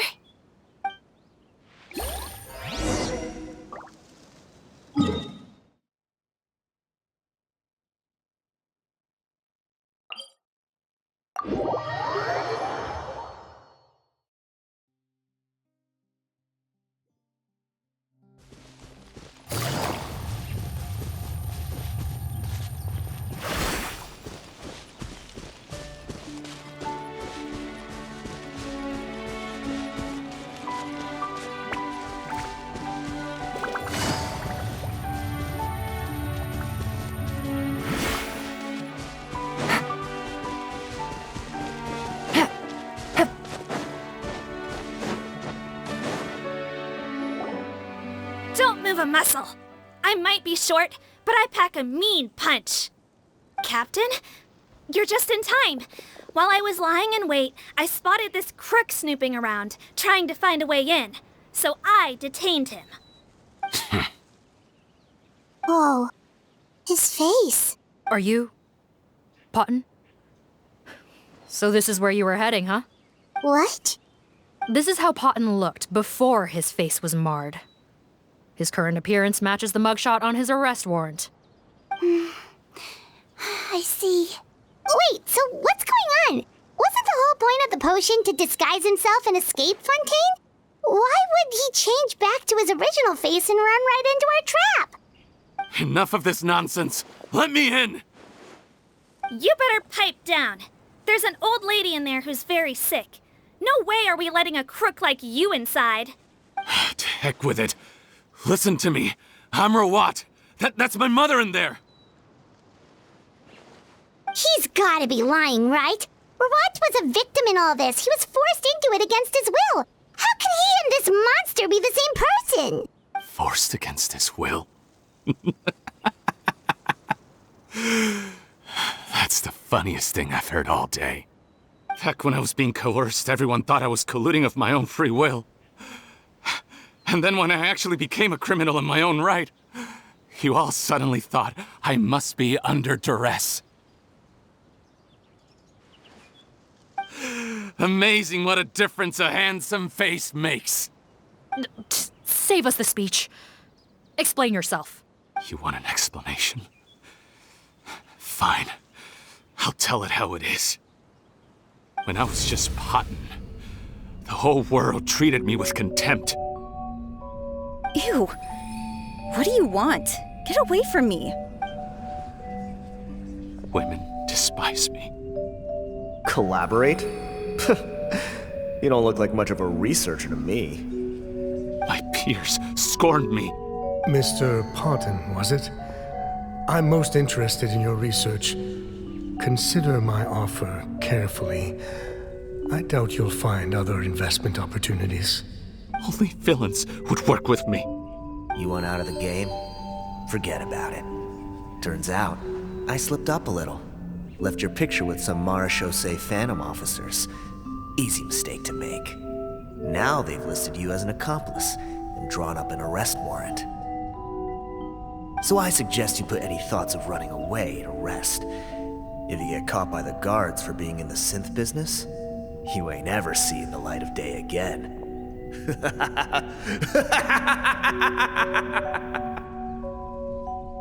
was no way out for me. Until I could stop being Potton. Mr. Rawat, I have something I'd like to tell you. I became popular with women. This new potion you developed is fascinating. Genius, in fact. Would you consider working with me? I'd be happy to sign a licensing agreement. My peers looked up to me. I'm very interested in your research, sir. You must no doubt have offers from countless investors, so far be it for me to ask for a full collaboration, per se. I merely wanted to express my interest. No pressure at all, naturally. And the villains even began to fear me. Becoming Rawat showed me what a superficial world we live in. But I did not hold a grudge. After all, this superficiality could be made to work in my favor. Or so I thought.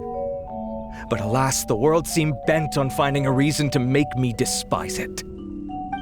Mother, I'm back. How are you doing? Who are you? I bought the best medicine Mora could buy, but nothing would cure her illness.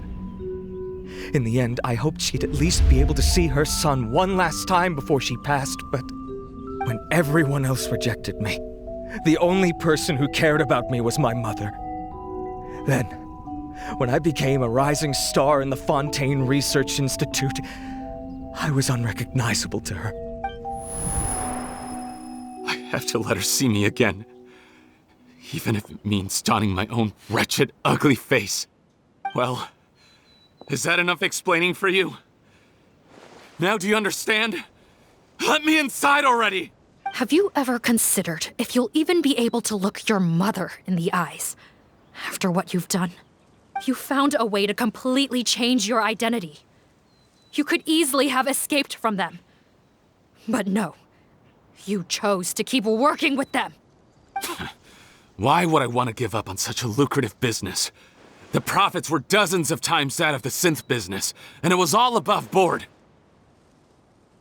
So you kept being a villain just for the money? Villain? By what standard? Is doing evil deeds really what makes someone a villain in your eyes? Or does it all come down to the way they look?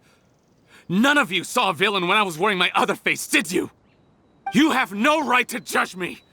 You're all just fake people living in a hypocritical world! I regret nothing! My mother would understand! You're a villain to the core! But especially that tongue! Honestly, I don't see a villain when I look at your current face either. Don't humor me. You don't seem surprised by my confession in the least. How long have you known the truth? I didn't know anything for sure until you chose to take that potion bottle and spare our lives. But if you're asking when I started suspecting you, it was the first time you came to see me at the infirmary. I had to confirm my suspicions. That's why I chose to join this investigation. Are you kidding me? A young, promising researcher and a wretched criminal? What on earth gave you the idea that they could be one and the same person? Well, there were no visual clues. This potion's face-changing effects are very powerful. Even as a Melazine, I couldn't see through the disguise. But I believe I understand humanity a little better than most of my kind. Humans have certain fundamental qualities that do not change with their appearance. Fundamental qualities, huh? So you think you're the one who's seen through me, do you? Most people probably don't know this, but I think I can guess what your deal is. Melazine constitutions are very close to that of water, so it stands to reason that the potion should work on them too. You used it yourself, didn't you? That's why you have a human appearance. Seedween? Yes, you're right. I'll bet it was back in the days when Melazines were discriminated against because of their appearance. It was either carry on living in the gutters as part of an alien race cast out by humanity, or become the head nurse of the fortress of Meripede, revered by all. Not a hard choice to make. It's a no-brainer. So you see, you and I were the same. And I'm the one who saw through you! That's not important right now. You came here to see your mother, didn't you? Well, I can grant you your wish. Huh? Head nurse, I'm not sure that's a good idea in his current state. Don't worry. Back in the warehouse when I traded the potion for our lives, I was doing it to test him. He was willing to risk sacrificing his only chance of escaping capture by opening the gate in exchange for the potion. Also, he could see his mother again. If nothing else, his concern for his mother is genuine. I see. So before you arrest him, please allow him to see his mother one last time. The Traveler and I will accompany him. You have nothing to worry about. All right. I understand.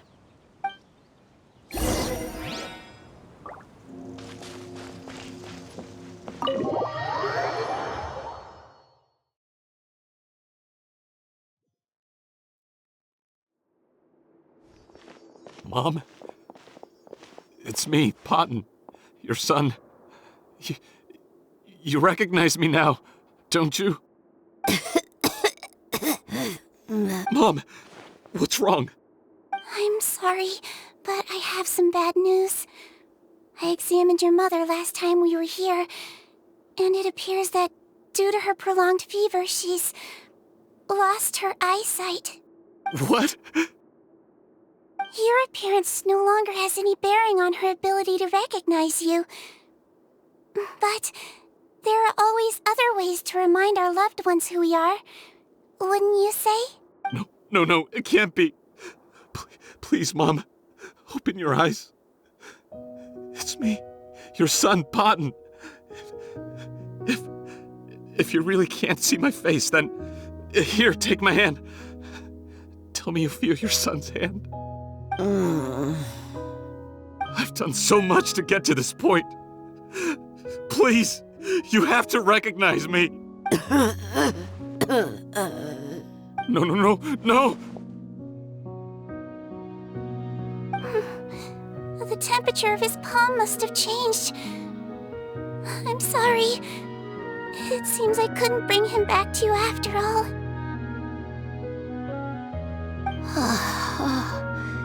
It's you. Thank you. Of course. Mom, why will you answer her and not me? Why? Why? No more questions, Potton. She's gone. Mom? Mom? I'm sorry to say this, Potton, but you and I are not the same.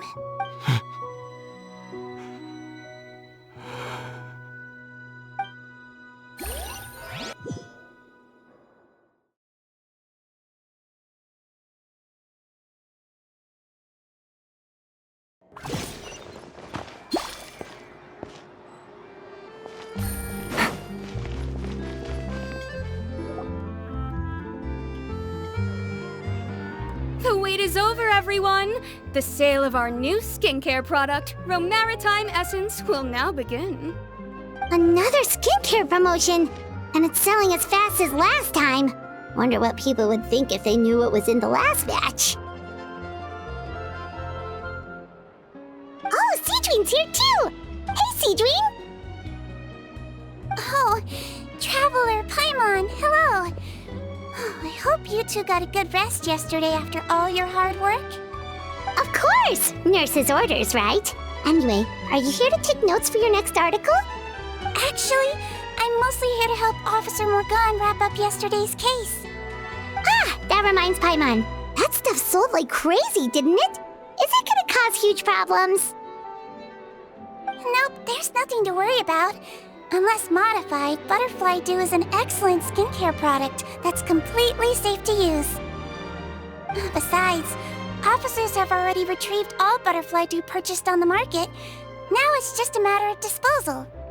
After consulting Monsieur Nervulette, I came up with a way to neutralize any harmful effects, so it'll evaporate naturally without polluting water or soil. Wow, it's Seedween to the rescue again! Thank you for serving as our consultant, head nurse. All the butterfly dew we recovered has been disposed of, according to your instructions. Great! Good job, everyone! Also, you mentioned you wanted a copy of Rawat's interrogation records. Well, technically, Potton's records. Anyway, I have them with me. Here. After he saw his mother for the last time, it was like all his mental defenses came crashing down. He put up no resistance during the interrogation and answered all our questions. We learned a lot. Apparently, the formula was something he discovered by chance while helping the criminal gang produce synth. Later, he came up with the idea to dilute it and use the resulting substance as a skincare product. Their supplier was Vache. But you could also argue that they were the ones doing him a favor. His operation helped Vache's gang dispose of an enormous amount of evidence. It made for a seamless collaboration. One man's trash was another man's treasure, and there were no loose ends. It's no wonder we never noticed what Potton's gang was up to. Vache again, huh? Is there still no end to the harm he caused? Make no mistake, the crimes of Vache and his accomplices will come to an end. It's only a matter of time. Since the flood cut off their supply of primordial seawater, they've been forced to resort to riskier methods, like using their private reserve to attack people on the street. Naturally, those attempts all ended in failure. After receiving numerous reports, we were able to zero in on the gang and eventually round them up. That sounds more like it. Based on what he told us in his confession, We pretty much had him backed into a corner, even though he made a point of distancing himself from the gang while disguised as Rawat. He tried to throw us off his tail by reporting his accomplices, giving him enough time to transform back into Potton and see his mother one last time. But there was one thing he hadn't anticipated. Even though Potton had been missing for a long time, we were very much still on the lookout for him. So the moment he appeared in public after changing back to his original appearance, we caught him. So he tried this once before, huh? Guess he really did want his mother to see him again. But in the end... Looking at the interrogation records, it seems like he spent the first sum of money he earned as Rawat on his mother's treatment. Yes, which is why I suspect that his initial motive for using the potion was not personal greed, but a desire to become somebody who had the power to save her. Even so, he went too far. In the end, he got what he deserved. I understand. Thank you for bringing me these records. Why did you want them anyway? Potton was one of my patients, so I need to put together a medical file for him. My teacher always stressed that a person's life experiences are just as important to their file as their medical history. Why are you still treating him like your patient? Isn't he kind of beyond redemption now? That may be true, but a patient is a patient, regardless of the choices that bring them to my care. One last thing, head nurse. Please keep everything you know about this potion a secret. It would be for the best if most of Fontaine knows nothing of its existence. I know my fellow officers and I will be able to sleep easier if that's the case. Of course, not to worry. Thank you for understanding. I'll take my leave then. So, Sejuin, did you really use that potion yourself? Why do you sound so surprised, Paimon? I told you all about it. It was quite a while ago now. You mean that story about the witch and the potion? So it was really, actually, genuinely a true story? Yes, it really, actually, genuinely was. But... I know. There are some secrets I can't tell anyone about. But considering everything we've been through together, I know I can trust you with them. Before I tell you, though, could you follow me somewhere? I want to pay my respects to an old friend. Of course!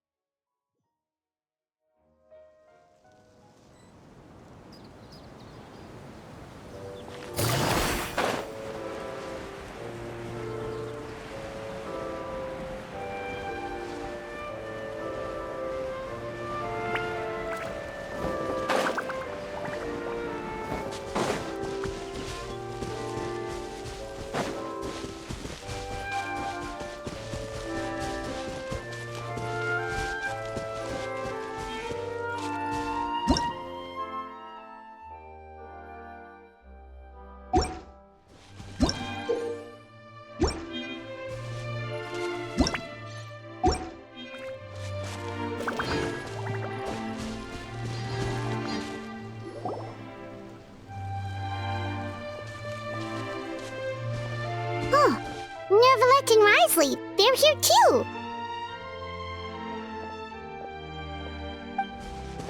Good to see you, Traveler. Paimon. I trust all has been going well for you? Big news, everyone. The Udex is out of his office on important business. Is that genuinely something people would consider big news? Why wouldn't they? Important business is a big deal. Ah, yes, you're quite right.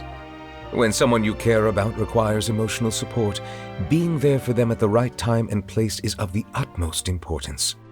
After reading the Maréchal Say Phantom's reports, I had a feeling a trip here might be in order. Take note. That, my friends, is how Monsieur Neuvillette shows that he cares. We're both here for the same purpose, actually, to accompany Sigewinne as she pays her respects to her late teacher. So the old friend she mentioned was her teacher then? The witch? Oh, sorry. Paimon didn't mean to be rude. It's only 'cause Sigewinne calls her that all the time, so... I doubt she considers that title to be offensive, Paimon. Don't worry.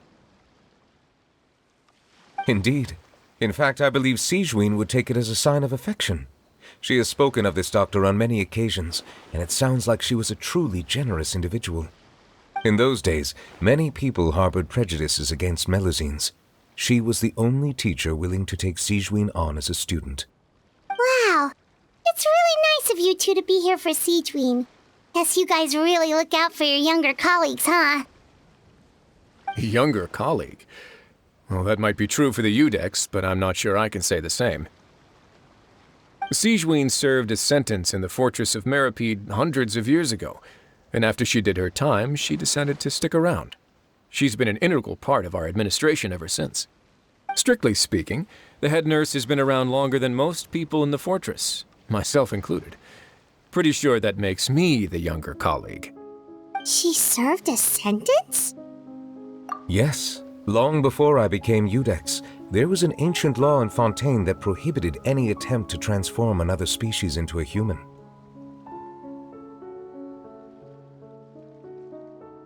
Initially, I and most researchers believed this law to have been imposed due to ethical concerns. But now, it seems more likely that the law was nothing more than an insurance policy, a way for Egeria to ensure that her people would remain insulated from the truth, thus enabling them to lead more straightforward, happier lives. Ignorance is bliss, as they say. Sigewinne had her reasons for choosing to obtain a human form, but the act was nonetheless in clear violation of the law. Could you tell us a little bit more about what happened back then? Certainly. Sigewinne does not object to her close friends learning about her history. In fact, I first learned of it myself because she confessed the truth to me of her own volition.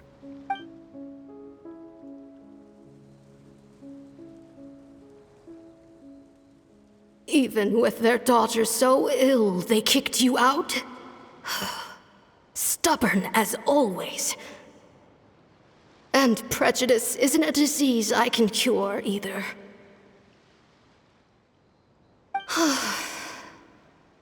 Shame that I don't have the energy to get over there. You're laughable, you old witch. You want to save everyone in Fontaine, but you can't even save the patient before you. Master, what are you... I discovered a strange disease, one I suspect that every Fontainian suffers from.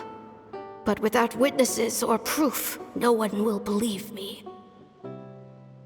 I had no choice but to experiment on myself to find a cure, but I hit a wall. And as you can see, it took a wretched toll on me. Then I'll find a cure for you, and then you can go cure her. There's no need. I am beyond saving now. There's nothing you can do. But, Master... As I said before, a doctor's duty is to treat whatever ailments they can. I know, but they don't trust me at all.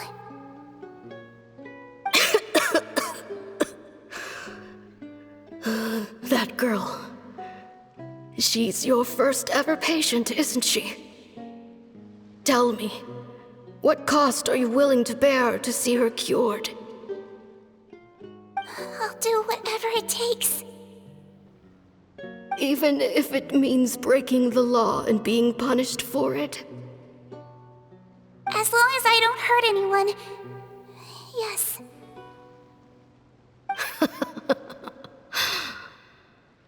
Spoken like a true student of mine. Then I shall make one more final gamble, and see my experiment through to its end. Leave me for now, and come back in 2 hours.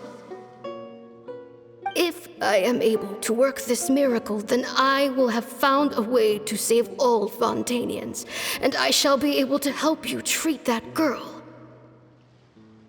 If not, then it means there is one more disease in this world that I cannot treat. In that case, do not come looking for me. I will leave you a parting gift. An accidental discovery happened upon through my study of this strange disease. It has little use, but it will at least help you cure this one patient you can reach.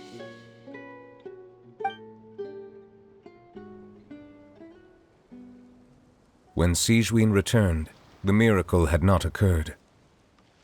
She found a potion bottle and a note on the table. After using the potion as instructed, she gained her current form, breaking Fontaine's law in the process. And after I had confirmed the veracity of the events, I gave my verdict. So that's what happened. I fear Sigewinne only understood the full story after the truth about the dissolution of Fontanians was uncovered. When I reflected on all this with that knowledge in hand, I felt a deep sense of regret. As I use the law to uphold justice, there are times when I cannot help but acknowledge its ruthlessness. After the final details of the events surrounding Sigewinne's transformation came to light, I checked several sources and, thankfully, the legal code does not require Sigewinne to shoulder any additional punishment. Wonder how she feels about all this. Since she invited you here, I imagine she intends to speak of these matters with you, no?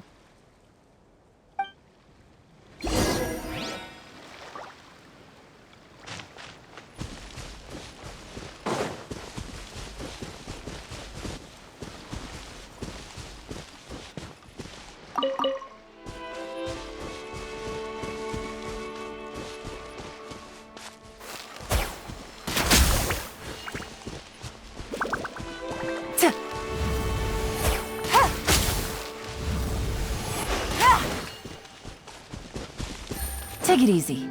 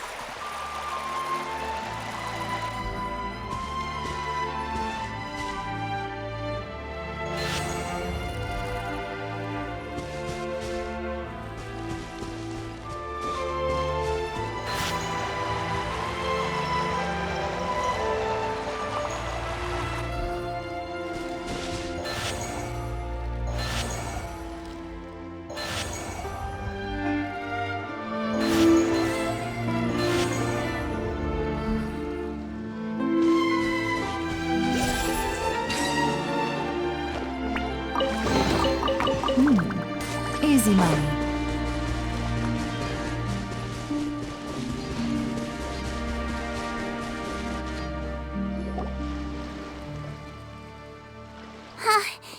You're here. The old friend I mentioned was my teacher. When she passed, her body was nowhere to be found. All that's left of her is an empty tomb. And even that's deep underwater now. Sigewinne, the witch who gave you the magic potion, she was your teacher, wasn't she? Sounds like Monsieur Neuvillette filled you in. After learning the truth, it must have been hard to process, huh? Well, to be honest, after I realized what really happened that night, my first thought was that it kinda made sense. It seemed exactly like the sort of thing she would do. But she was planning to sacrifice herself and never told you. That's just who she was. If lying is what it took to get a kid to take their medicine, then that's what she'd do.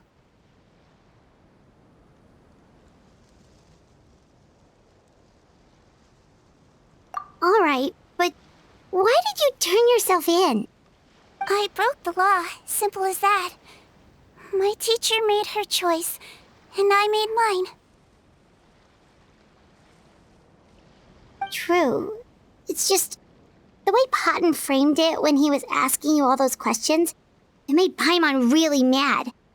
You're not like him at all, and everything Neverlet said confirms that. And yet, you were still convicted and thrown in prison. It just feels so unfair. Unfair? I happen to think just the opposite. If I hadn't served that time, I'm not sure I would have been able to stay strong when he was questioning me. Well, what makes you say that? I knew you'd be curious. Let me tell you a story. The verdict came down. This Melazine is guilty. The Eudex defended the authority of Fontaine law, but he did not confiscate the Melazine's medical kit. And so, the fortress of Meripede gained a new little doctor. She still wore her hood and raincoat, even though it never rained in the fortress. Perhaps thanks to her human appearance, no one refused her treatment. She treated more and more patients, and her sentence grew ever shorter. Finally, the people of the fortress could not live without her, and though her sentence ended, she did not leave them either. Then one day, she received an invitation from the outside world. The location seemed familiar, and when she arrived, an old lady was waiting for her. She saw right through the Melazine's disguise, but didn't reveal it. Instead, she asked a question.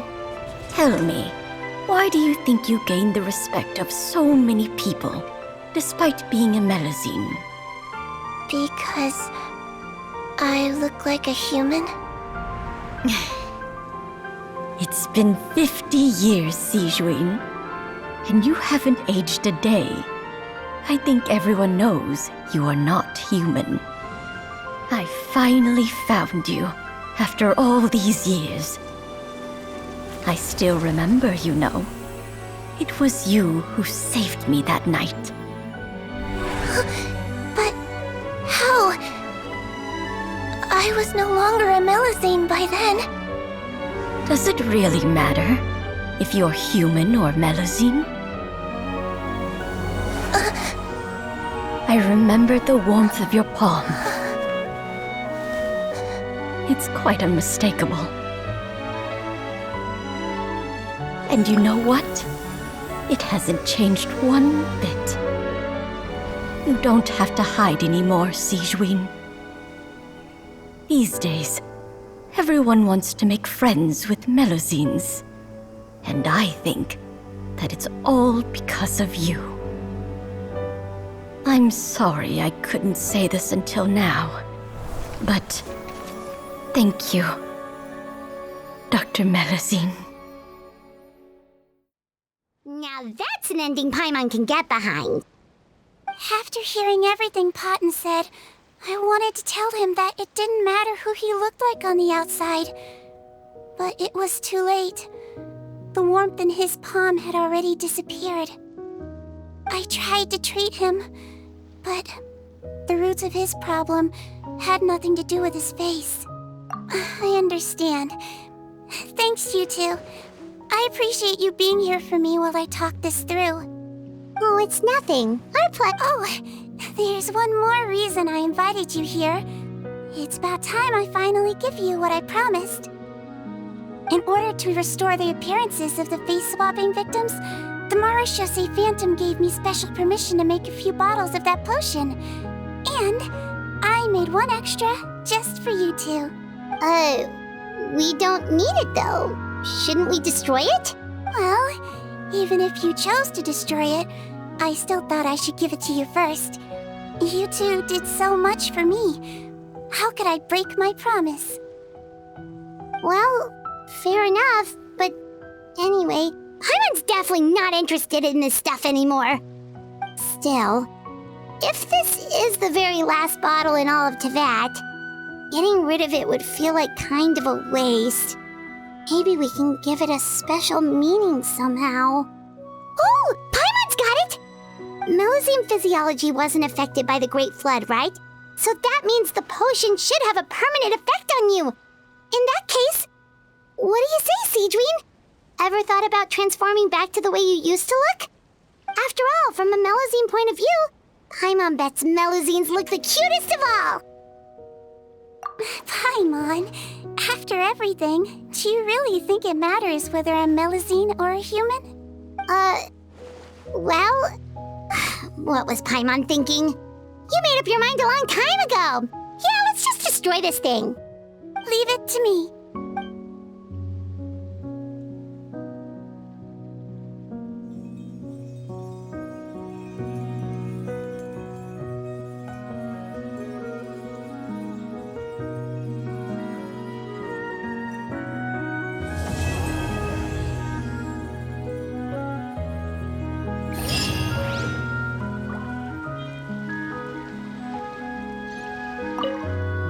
I'd like to stay here with my teacher for a little longer.